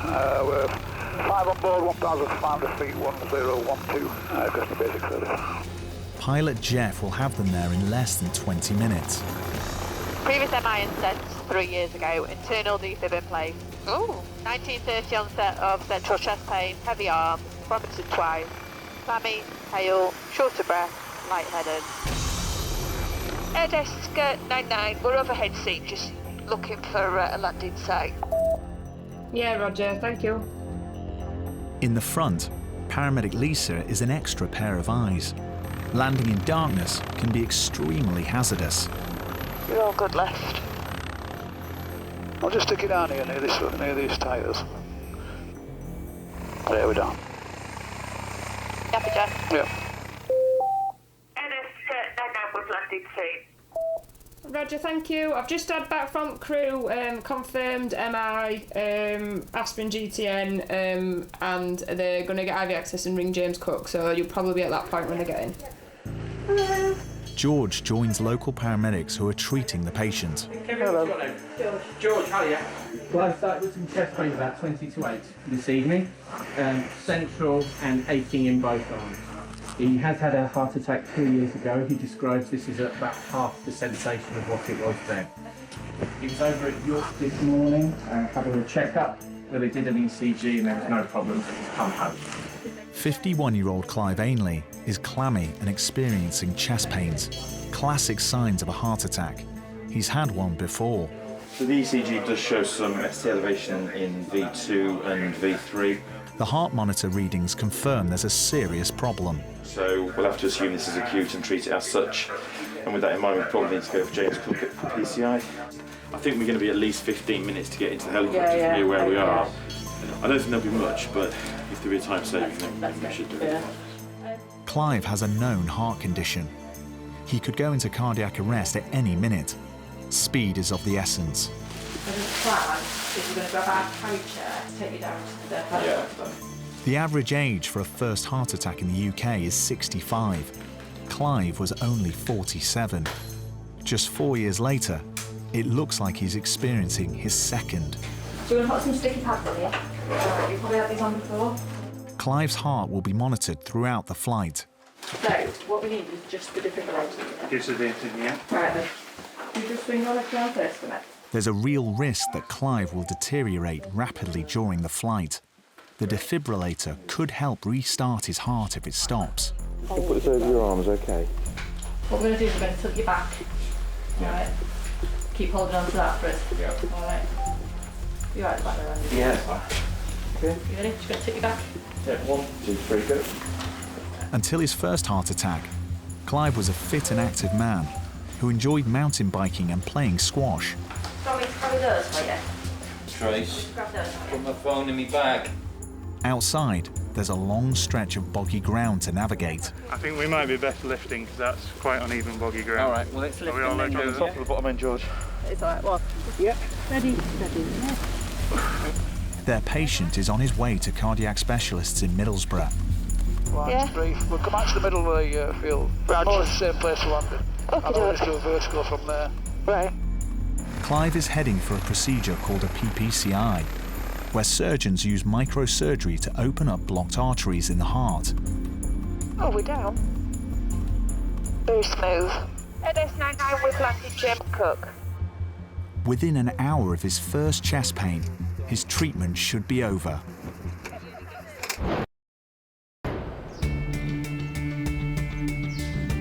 Clive still can't believe what happened that day. You're in denial straight away because it can't be happening again, and you straight away think of what else it could be. It wasn't until I actually sat down and started to have a difficulty breathing a little bit and shortness of breath that, yes, I knew it was a heart attack. And that's when everything from your previous heart attack starts going through your mind. What's going to happen to me? Am I going to be here tomorrow? And you become very, very frightened. The stent fitted after his first attack had become blocked, and he was given an implantable defibrillator to monitor and restart his heart if necessary. I worry about having a heart attack in the future. I've had to already. My drive and determination was my exercise. Now that my heart has been damaged, it can't be repaired. A few weeks later, he had another collapse, and the air ambulance came out again. Thankfully, he's now recovering well, but he may need heart surgery in the future. I can't thank the Yorkshire Air Ambulance enough, and the work that they do is second to none. Yeah, my life was in their hands, and I'm happy to be here, and I can't thank them enough for the service that they offer. Vernon, what we're going to do is we're just going to go another top-to-toe survey and have a look to see if any injuries. Vernon, who fell 30 feet down a rock face, fractured his pelvis and broke some ribs, but escaped serious head or spinal injuries. After a week in hospital, he's recovering well at home. Okay, can you see all right? Vision's fine, apart from I haven't got my glasses on. Mark, who fell off his electrical bike at Spurn Point, was released from hospital the same day. but had to take 3 weeks off work. I wasn't going fast. I was only doing probably less than 10 mile an hour. But the force of the bang to the head was amazing. The momentum really piled my head into the ground. If that had been something sharp, it could have killed me. He's glad the accident happened so close to the local lifeboat station. As I was walking away from the bike, I could feel something sort of moving about in my head, thinking it was my hat that needed pulling back on. I put my hand up and sort of patted it down. And when I looked down, my hat was on the floor, and I thought, oh God. I thought, you don't black out here, get yourself up. And I had seen somebody back, about 150 yards back from where I was. That was all that went through my mind was, go get help. He had a 4-inch long wound to his head, which required stitches. The worst one was this one up, the cut on the top of the head, and that's quite a spectacular cut. And there were 2 people stitching it up, and they were very, very good. And you could feel it pulling together again. The other injuries were basically where my wrist hit the floor, skint back of my hand. Apart from that, I just shook up. He's back on his bike now, but there's one thing he'll be doing differently from now on. I've been up and down there, plenty of times without a helmet, and I'm used to going without a helmet on. It won't happen again. I've bought my grandkids all new helmets so that when they come round here and they get on the bikes that I've got here for them, they've no excuse that they haven't got a helmet. It's here, and they've no helmet, no bike. Have you got any pain anywhere, Jamie? A little bit in my left elbow. Scans at James Cook Hospital confirmed that cyclist Jamie had suffered a complex pelvic fracture, which required 5 hours of surgery, as well as a broken collarbone. Ready, steady, roll. He had metal plates and screws put in from his hip to his pelvis and spent 10 weeks recovering on crutches. Left chest pneumothorax, probable spleen, and he's got some abdominal guarding. Nathan, who was knocked off his moped, did have a broken femur, as well as a punctured lung, a broken collarbone and ribs, and a ruptured spleen. He had surgery on his leg and a chest drain. He's still recovering and hasn't been on his moped since.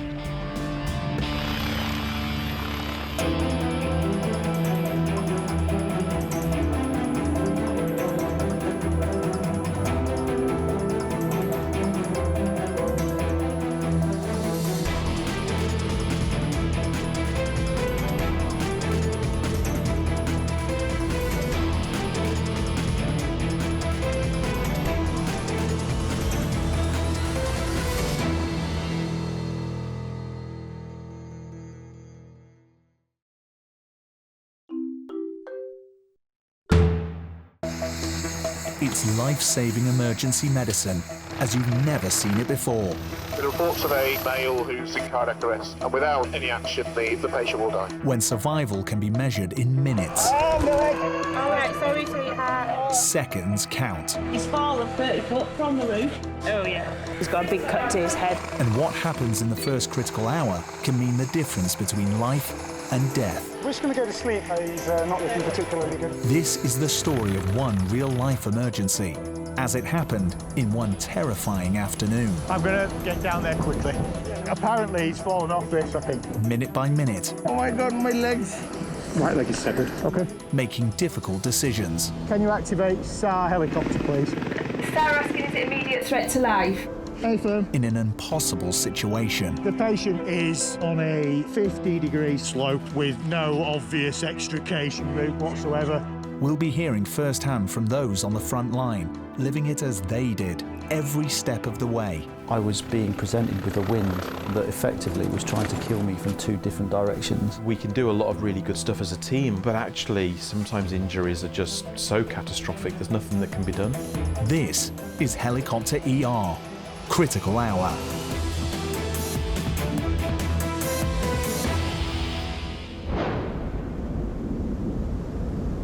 It's a windy day. Almost 2,000 feet up in the Pennines. Good afternoon. I'm somewhere in the Peak District National Park, standing on a rock. And Walker Imran Chowdhury is out training for a charity walk. It's very windy today. He's on one of 3 rocky pinnacles towering over a ravine. 1:40. Yorkshire Air Ambulance, National Air Desk. On the Yorkshire Air Ambulance air desk, You're probably going to have a job. All right. dispatcher Lisa is listening in to a 999 call from the Peak. Hi, is the patient breathing? I don't know, he's just fell. The call's coming from a horrified walker who's just seen Imran plunge 250 feet down a rocky ravine. Just tell me exactly what's happened. He was on top of this peak thing, and he turned around and he just fell off, like rolled down the hill, and he won't respond. Right, bear with me. We can't get to him. We were on a walk and he just fell off the side of the hill. First road, right, yeah. It's a big drop. You're going to need a helicopter or something.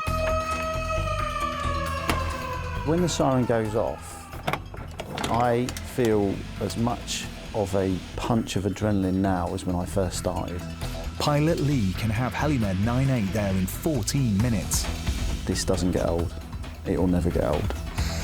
His job is to get paramedics Al and James, with Dr. Andy, onto ground in one of the North's most extreme landscapes. You do just kind of jump to attention, your adrenaline levels go up, and here we go. Engines must fly, lifeline guarded, confirm, cautions and warnings. No warnings, no cautions. When the 999 call came in, there wasn't much detail, so initially we were dispatching on a location which was quite vague. So I'm just going west, young man, yeah? Yeah, southwestish. Bravo, Charlie, Alpha, Sierra. A witness is sending Lisa the coordinates from an app on his phone. 98, I've got what 3 words when you're ready. Ahead. Yeah, it's objecting. East, webcam. Roger, received, thank you. Yeah, got it. It's the trig point of Black Hill, so I know the location. I've not been in Yorkshire a particularly long time, as you can probably tell by the accent. That means I'm really relying on the local knowledge of the crew that we have. What's accessibility like, buddy? It's 2 miles from the road, quite difficult terrain along the Pennine Way. We should be able to land, the top's pretty flat. Although it's just on the outskirts of Oldham, it's really quite a remote, inhospitable place given the right conditions. And many years ago there was a couple of guys out ice climbing, got avalanched and died. You know, for where it is, kind of tucked away on the edge of Greater Manchester, it's a bit surprisingly hostile place. And the weather is against them. So at the moment we're encountering 50 to 60 knot headwinds, chaps. A 50 knot wind is effectively enough to blow over an articulated lorry. We're just coming to the high ground now, obviously you can feel a little bit of turbulence just kick in. Every now and again, when the weather's bad, you can be reminded, you know, of the fact that you are in a tin can, 1,000 foot up in the air with only Newton's third law stopping you from kind of plummeting to the ground. 98 air desk, just looking through the notes. You're looking for somebody with a bright red rucksack on. I can't see anything up that one to the sort of 10, 11 o'clock. The landscape around that area, there's lots of valleys and lots of really high peaks, so we adjusted our heading quite a few times in order to try and find where he was. Oh, is there something? Is that something? Ooh. Red or orange there at the 11 o'clock? Correct, my friend. Whereabouts are we? 98, visual scene. Look at the rocks at the top. Yep. And then just come down. How are we going to get to that? 1 o'clock. The critically injured patient is clinging to the side of the ravine. It became obvious that the casualty site was actually halfway down the big slope. It was at that point that we all realised how far the patient had fallen and the challenges that we were going to face, not just getting to them, but then getting out afterwards. And just landing in 60-mile-an-hour winds is a challenge for Lee. I'll disengage auto trip now, please, buddy. 3, 2, 1, off. Just trying to find somewhere flat, so just bear with me a sec. Yeah. Okay, so let's just try there. Oh, that feels good. Tail is good. Looks good my side. Yeah, okay, we'll go there. That's 98 landed. Happy? Happy. Yep. Right, I'm not sure about taking the defib down that slope, Andy. I don't think that's a great idea. Going to be steep. Okay, if you guys want to go ahead and make contact, and I'll come down slow time. Yeah, okay. I'm going to have a look. Careful. I know, it's all right, don't worry. The casualty's immediately below me. Apparently he's fallen off this, I think. To get to their patient, The team must make a dangerous 250-foot descent over unstable ground. You guys take your time down this path. It was absolutely blowing a gale and the ground was crumbling away in places. If any of us had have lost our footing, it would have been game over. Off duty, Al is a mountain rescue volunteer, and this is testing even his skills. Edes from Medic 2. Receiving. Yeah, I'm just arriving at the patient now. Can confirm the patient was immediately below the pinnacle on the Ravine stones. Raj. What's his name? Imran. Hi Imran. How are you doing, buddy? Been pain. And you've fallen off the top, have you? What were you doing? You were taking a photo or something? Oh, you don't know? Okay, no worries. He told me that he'd been on the Trinicle having his photo taken and the wind had blown him off. And he's then tumbled over a boulder-strewn slope for another kind of 50 or so metres. And looking up, you could just see exactly how far he'd come, and it was a long way. So he's fallen off the top of the pinnacle. Imran was out training for a sponsored attempt on Mount Kilimanjaro. Somewhere in the Peak District National Park. It's a beautiful place. It's the cliff. Seconds after pausing for this picture, he fell while climbing down. It will have been like a rag doll just being tossed and turned. And every turn is another impact. Right leg is severed. Okay. Severe injury to the top of his head. Yeah. Thinking about his right arm, right shoulder. Yeah. And it took me a little while to process that because it just seemed impossible to me that somebody could have fallen so far and still be alive and conscious. Are you normally fit and well? Yeah. You are? Okay, good. No pre-existing conditions. Okay. You have a look at that leg, James. It was quite clear that he was very severely injured and we were immediately very, very concerned for his welfare. He's been moving his left leg normally with the pain, so I don't think he's lost mobility other than the obvious. Yeah. We haven't moved the leg. He is talking, yeah? Sometimes you can get to a patient and the patient's actually talking to you, but it can be that you're just lulled into a false sense of security. And although a patient's talking to you initially, it could be that they go on to deteriorate. They're 2 miles from the nearest road. The wind is continuing to blow. The ravine is treacherous underfoot, and Imran needs urgent hospital treatment. Saving their patient's life will require all the team's expertise.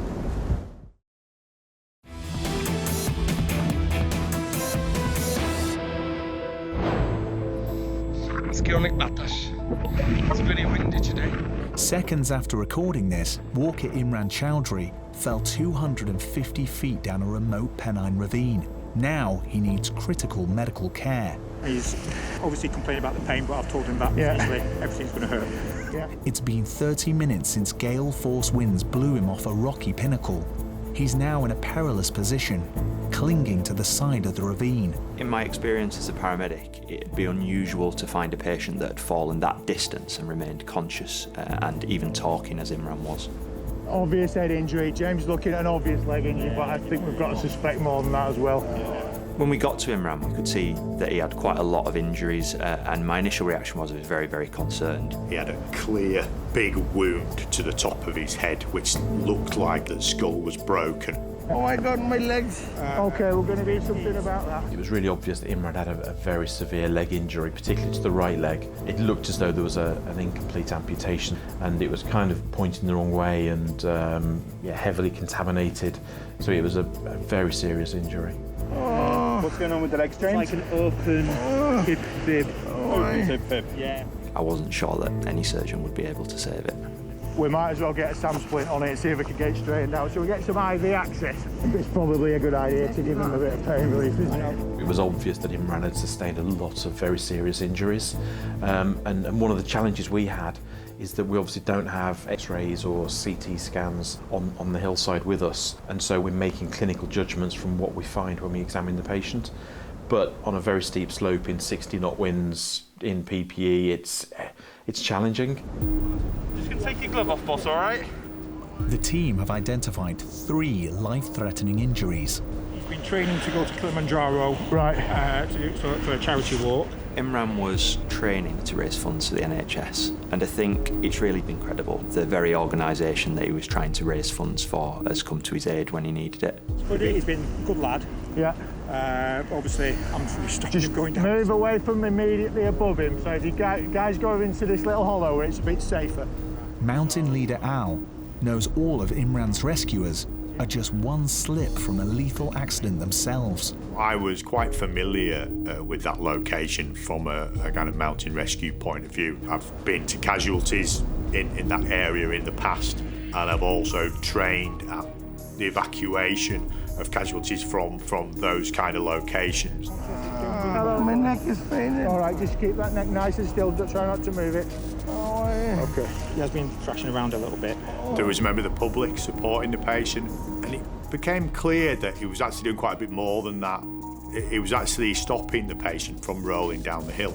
That area, it's a cliff. Clearly, he was at risk of going down the slope further, so I got round. I'm a big guy. I locked myself in against him and braced, basically. I kicked in because I knew at the time that I'm going to be there for a while. There you go. Oh my God. It's okay, Imran. You stay with me, okay? We've got some sensors on you now. This gentleman? Does anybody know him at all? No. No. It would have been very easy for Imran to have been very scared about what was going on, potentially become a bit agitated, and then, the risk is he would have fallen and come to, significant further harm. How stable are we there, James? Do you think he's all right? Do you think we should try and move him onto a more... How are you doing, buddy? How are you doing at the moment? So, yeah, a bit longer. Yeah.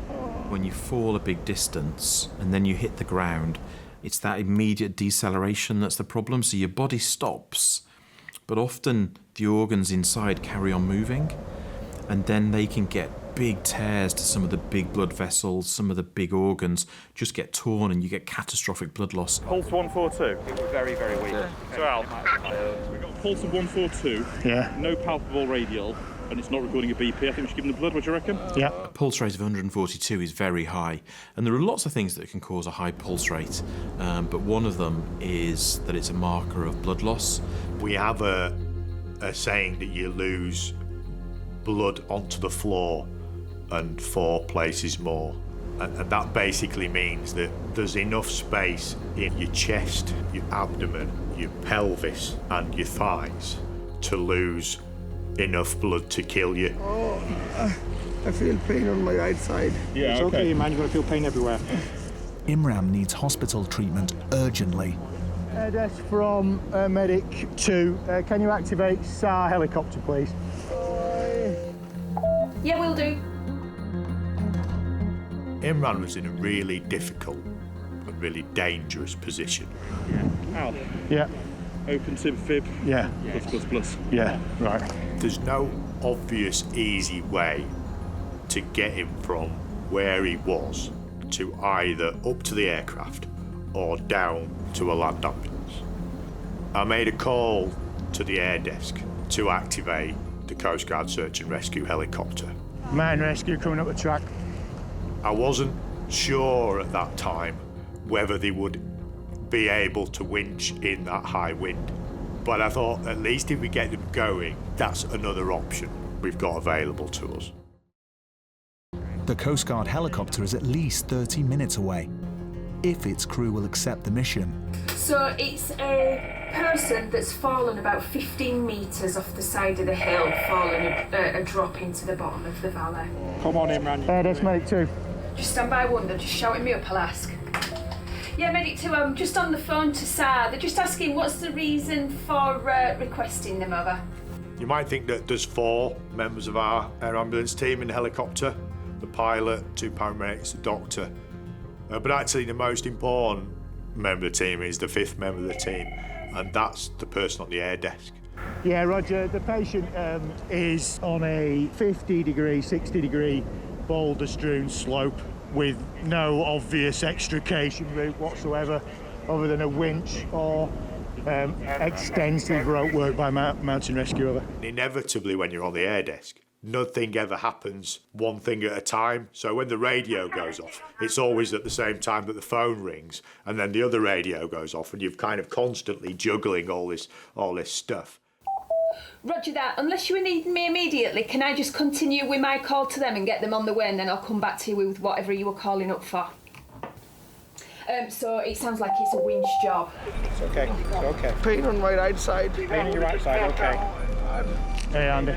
If I can just interject, Sarah asking, is it immediate threat to life? So, what do you do for your day job? Hey, firm. Yes. With every passing minute, Imran's situation becomes more and more precarious. Oh my! Just bear with us, Imran. I know, Imran. It's going to be hurting. The arrival of local mountain rescue volunteers at the bottom of the hill is a welcome sight, but it also presents the team with a dilemma. So the question is, can we afford to wait for this SAR helicopter, or do we need these guys to just get him down the hill? Is the weather in limits first? It's not that bad if we go that way. Yeah. You know, if we go across. We zigzag down. Yeah. Yeah. I mean, SAR are en route, but they're going to be 45 minutes. The rescue team's equipment and experience will be invaluable on the hillside. Passing Walker Paul has been supporting Imran since his fall, stopping him rolling down the ravine. What's in there? Oxygen. This is oxygen, Imran, okay? To help you, okay? Keep your blood sats up. His presence has been crucial for Dr. Andy and the team. It can be really helpful to have a member of the public just able to help you out with the patient, particularly in the early stages of a job, particularly in difficult situations like this. I want to give you something for the pain, first of all. It's going to be a really strong painkiller. It makes some people feel a bit strange. If that happens, that's normal. I was more than happy to stay there and keep in position, keep holding Imran, and keep going, basically.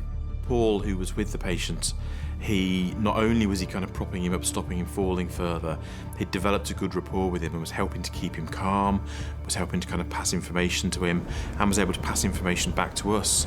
You want to go for a walk with me after this is sorted out, Imran? Yeah. I can't take the pain anymore. You can. Okay, the pain relief is coming in. Just going to give you a bit of this painkiller, Imran. I knew it was really important to keep Imran calm. You know, anything I could do to make him more comfortable and keep him engaged with me would increase the chances that he's going to make it. I can't imagine what Imran was thinking. He's been out for a nice walk. He'd gone to get his photo taken at a scenic point, and then I guess he was flying through the air for a while, and then the next thing must have just been incredible pain. Turn me on the right. I can't really turn you at the moment, Imran. Help's coming, and then they'll start thinking about moving you, okay? I can't imagine he really knew what was going on or where he was or anything really. He was just kind of in an uncomfortable position with lots of broken bones, in terrible pain, and he must have been incredibly scared. But having this calm, reassuring, constant presence, somebody talking to him, telling him he was going to be okay, chatting to him almost, must just have really been kind of something to kind of hold on to for him. I can't. Paul did an absolutely fantastic job. Medic 2, Medic 3, Sarah are setting off on this. They're thinking the wind might be an issue for winching. Over. So the search and rescue helicopter was on the way. I wasn't convinced they would be able to effect a winch rescue. I was worried that it was going to be too windy. I guess they were worried about the same thing, so they were trying to get information. Yeah, Roger, MRT have arrived at the base of the hill, so leave start running. I think we're going to try and get them down with the MRT if possible, because it's a bit time critical of it. We just needed to get Imran out of there. He was balanced on the side of a hill. It was windy, it was cold. He had a number of injuries that were catastrophic, and we needed to get him to the hospital. The issue with taking Imran down to the bottom of the hill was the air ambulance is still at the top of the hill. So in order to be able to fly Imran to hospital from the bottom of the hill, the aircraft has to be repositioned. The crew were working very hard at stabilising the patient. They can't come and help me, so I lifted to do the recce on my own. But as soon as I lifted, I was presented with problems. The aircraft started to shudder and shake. Because of the way that the valley was set up and because of the conditions on the day, I was being presented with a wind that effectively was trying to kill me from two different directions. That created a very dangerous and precarious situation.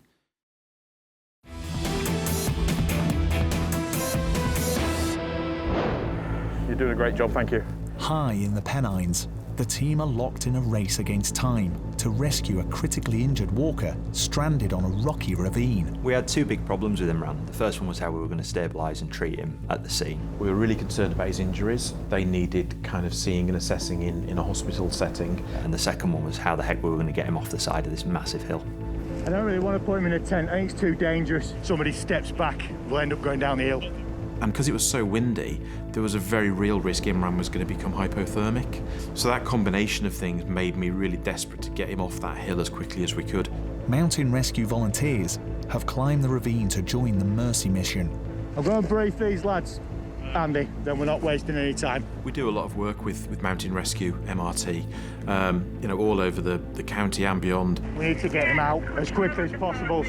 Just do you think we can work down? Get some information. Yeah, otherwise it's cableway, isn't it, if the winds don't work, but so I don't think he's got time for that. Mountain rescue in the United Kingdom is a charitable service, and it also relies on volunteers who give up their time and risk their lives to go out and help other people who are in difficulty in those wild and remote parts of the UK. But I'm more concerned about the stretcher carry from here to there. Okay, right, well, if you're happy with it, but we need to be quick. The only thing worse than a patient with time-critical life-threatening injuries is a patient with time-critical life-threatening injuries in a really difficult-to-access location. And that was what we had in this case. It seemed clear to me that the patient was going to die. So they think it'll be easiest to carry him up? Is Lee going to be able to land up there, though? Is the wind... Have a chat with him. All we wanted to do was get him in our helicopter. And we went 9-8 from Medic 2. And get him to the major trauma centre. Yeah, go ahead. But in the valley below, Pilot Lee is facing challenges of his own. When he'd lifted, we knew it was turbulent anyway because we'd been in the aircraft, but it seemed almost like the wind had got worse. To give you an idea, 60-knot wind is about force 11 on the Beaufort scale. I looked up and I saw the aircraft bouncing around and moving in a way that didn't look particularly normal to me. And that was very, very concerning. The main rescue team are wanting to take him back to the top. Are you able to relocate back to the top later, over? Yeah, I can. I think it's probably better. As it became more and more obvious that this was becoming a frightening experience, there is no way that I could continue. I would have crashed the aircraft. It's as simple as that. I'm being smashed about as I go into the valley. It's too dangerous to land. I'll make the approach back to where we were. Yeah, roger. If you ever see a situation where you think something's not quite right, that's obviously very concerning because ultimately, you know, we're there to look after the patient, but we're there to also all go home in one piece as well. I once heard someone say that I'm not just a pilot, I'm a dad. And I want to do what's best for the patient. But I also intend to go home to my family at the end of the day. But the team still have to face the challenge of getting their severely injured patient to the helicopter. Imran was balanced on a cliff edge, but his survival was absolutely on a knife edge. We're getting packaged. But I think these guys are still umming and ahhing about what the best way to get him out is. It's not ideal, it's spot at all. We were rapidly running out of evacuation options.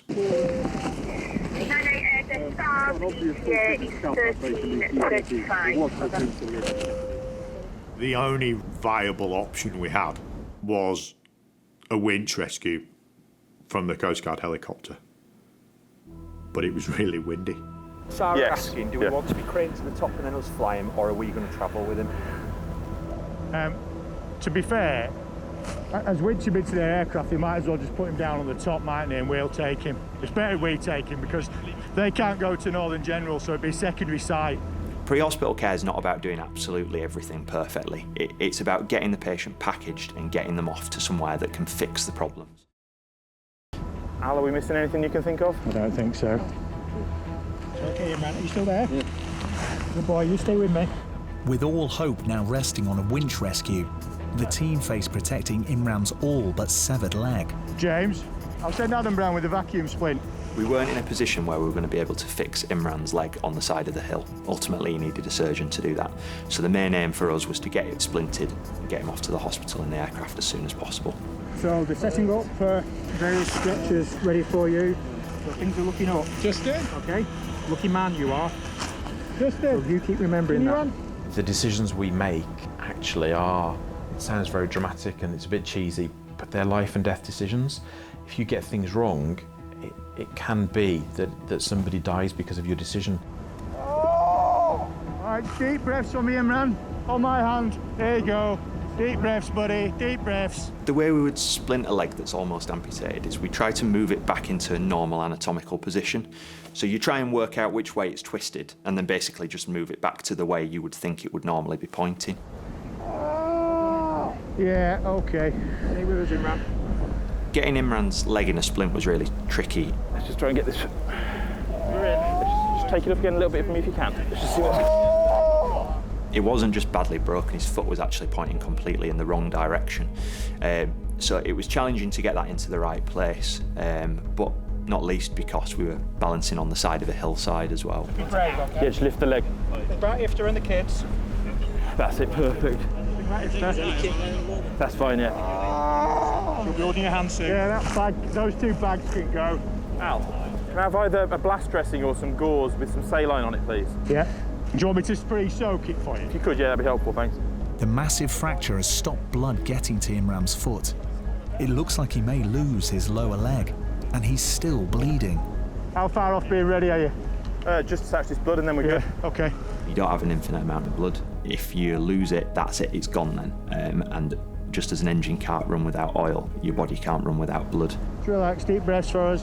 Right, you get some of the best O-negative blood at the moment. We carry 2 units of blood on the aircraft, which are both type O negative, which means it's universal donor, so anybody can receive the blood. That's okay. You keep moaning away. If you're moaning, we know you're still okay. When you go quiet, we worry. Paul, is he still talking to you, all right? A bit better now we've moved his leg, yeah?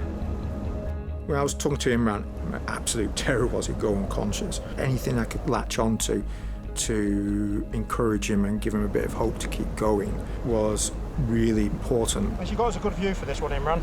For me, it was, really important that he feel that somebody cared. So the aircraft's nearly here, so we could do anything about moving him. Imran must be protected from the massive downwash of the 12-ton Coast Guard helicopter.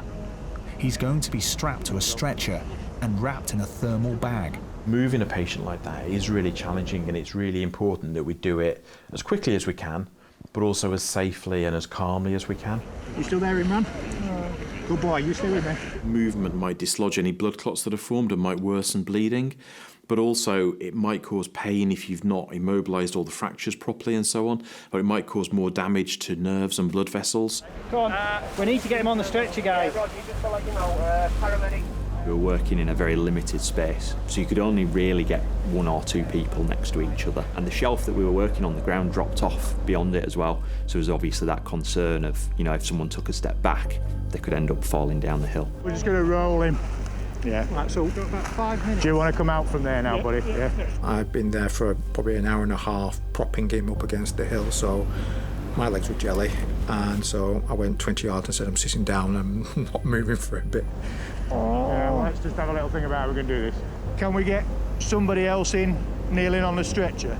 Even though the patient might appear relatively stable, you know that potentially they've got some severe underlying injuries. So there's always that pressure, that kind of internal pressure to keep going and keep moving forwards. We'll get him to you, and then we'll stop. And then from there, these guys can get hold. Does that make sense? The uphill side of Imran was very, very difficult to access as well because the ground rose away so steeply. Right, so he keeps coming, he just keeps coming, that's lovely. Okay. It was actually really, really difficult to get to him because you were having to lean back down the hill. Right, so just let's get him packaged as best as we can, guys. Imran, deep breath for me, buddy. Deep breath. And again. After a 70-mile flight from Lincolnshire, the search and rescue helicopter makes a welcome arrival. We quite often get told that it's great relief to hear the air ambulance arriving, and I guess we experienced that same kind of feeling on this job because we were in a tricky spot. Oh! There we are, buddy, well done. And when we heard the search and rescue helicopter, we started to feel, you know, actually, we might be able to get this guy out of here.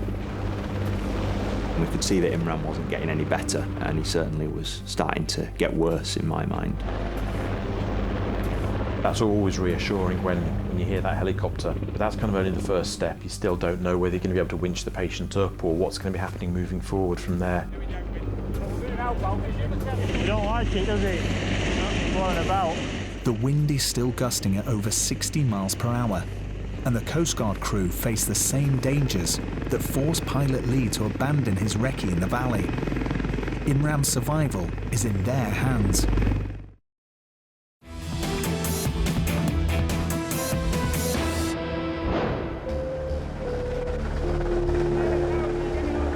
Two hours after he plunged down a ravine, Walker Imran Chowdhury's rescue is now in the hands of a Coast Guard helicopter crew, called in to winch him from a Pennine peak in storm-force winds. For every moment that Imran was on the hillside, time was ticking, and at any point one of his catastrophic injuries could have caught up with him. Gonna get you in a helicopter now, take you to hospital, okay. Doing really well. So when the SAR aircraft arrived on scene, the problem they've got is the wind is affected by the shape of the valley and the air is really unstable.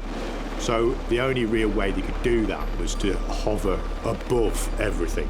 The problem with that is it's really high. So if there's a problem with the aircraft, they are unlikely to be able to remain in the hover. Battered by the wind, the Coast Guard winchman is making the 150-foot descent of the team's patient. Yeah, he's on his way down.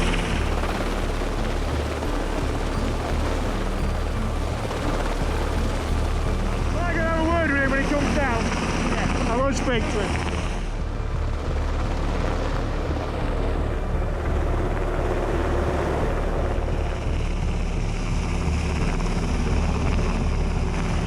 From the top, he's got a really significant leg fracture stroke partial amputation. He's got up his head injury, I think he's broke his neck, abdominal internal injuries as well.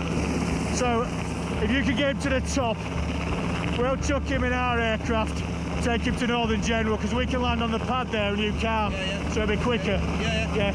Once Imran was on the Mountain Rescue Alpine stretcher and secured, we handed over his care temporarily to the Coast Guard winchman. Initially you might think that we had some sort of sense of relief, but actually I'd just seen Lee really struggling with the aircraft in exactly the same location as the SAR aircraft was. And now we had a patient and a SAR paramedic dangling precariously from a rope.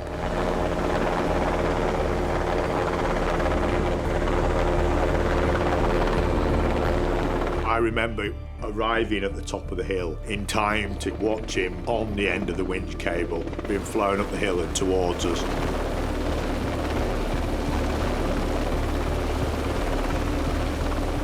That was quite a pivotal moment because that was the first point in that job where I started to think that on balance this patient might actually survive.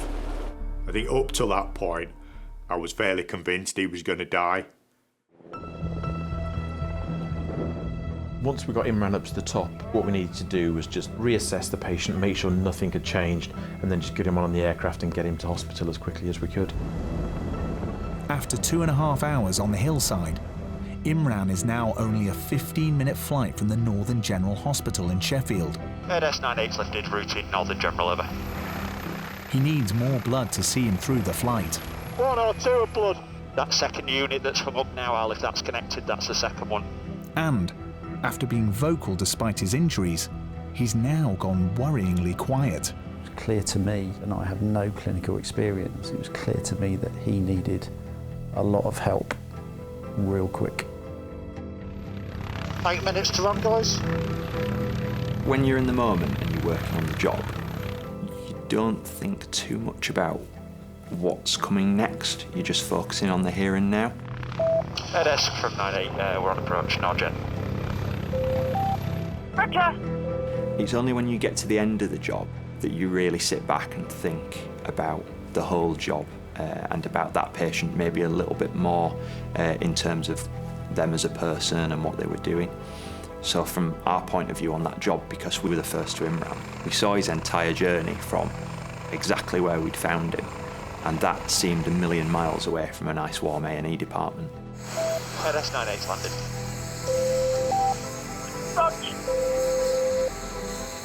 It was a massive relief to deliver Imran alive to the major trauma team. So Al, are you doing the handover?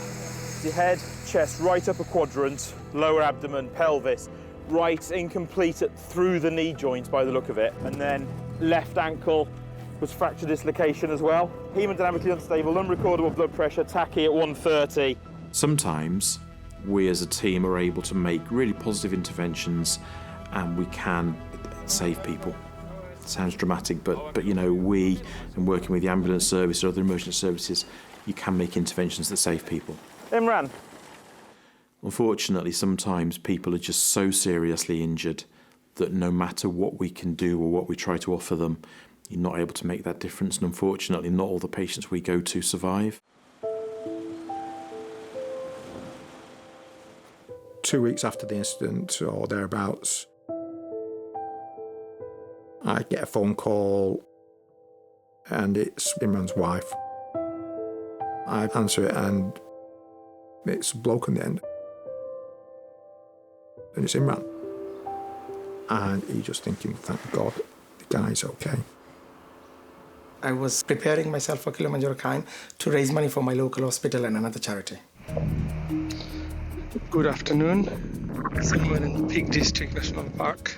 I'm standing on a rock. So I was preparing myself to build my stamina so I can go to Kilimanjaro without any problem. I had the intention to go to Trinity Stones. It's quite high, and I thought, let's take some pictures, and that would encourage people to donate towards my fundraising. It's very windy today. And then I remember I started climbing down. That's the very last thing I remember. Don't remember anything else. Right, folks. Bye. See you soon.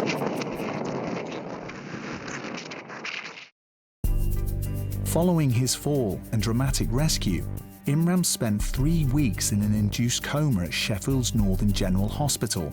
Changing the dressings on my frame. I broke 2 of my skull bones. One of them went in my brain and caused bleeding internally.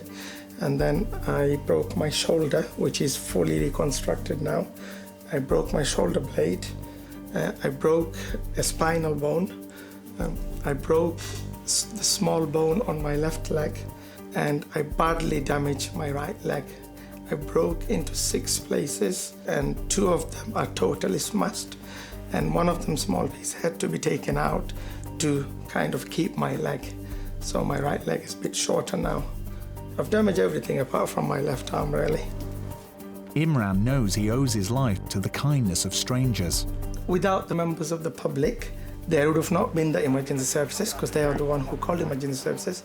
And without the emergency services, I would have not been here anymore. They were the angels to save me.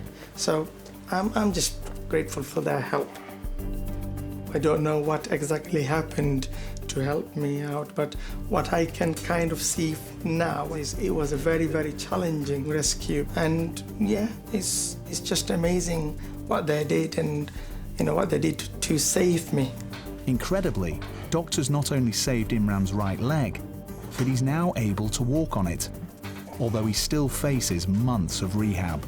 Looking after Imran will be something that I'll remember for a very long time. This is one of the most difficult jobs I've ever had.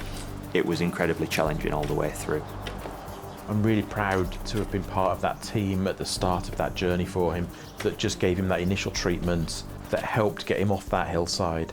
And that for me, I feel, you know, privileged to have been in a position to go and help somebody like that. Imran is determined not to let his injuries get the better of him. My injuries are life-changing injuries, no doubt about that. But I have to make the most of it. Everything happens for a reason.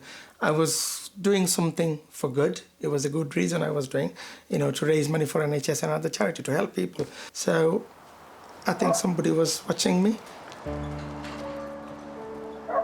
I guess the irony is that as part of trying to raise money for charity, Imran's had an accident which has resulted in being rescued by 3 organisations. 2 of them, the Yorkshire Air Ambulance and Oldham Rescue Team, are charitable organisations. He doesn't owe anything to individuals like me or the Mountain Rescue Team guys. The people that really have saved Imran's life are the people that put 50p in that collecting box, or that organise a cake sale, or do a sponsored walk. They're the people that have actually saved Imran's life. And that's very comforting, I think. And supporting those who helped him is clearly a source of comfort to Imran. I just want to build a good relation with all these organisations and support those organisations by some sort of fundraising events and activities. This is something that I'm going to carry on doing for the rest of my life. One day, he still hopes to climb Kilimanjaro. Because of them, I'm still here. Because of them, my wife have her good husband. My parents still have their good child. My 3 children still have their father. Thank you. I just can't thank them enough.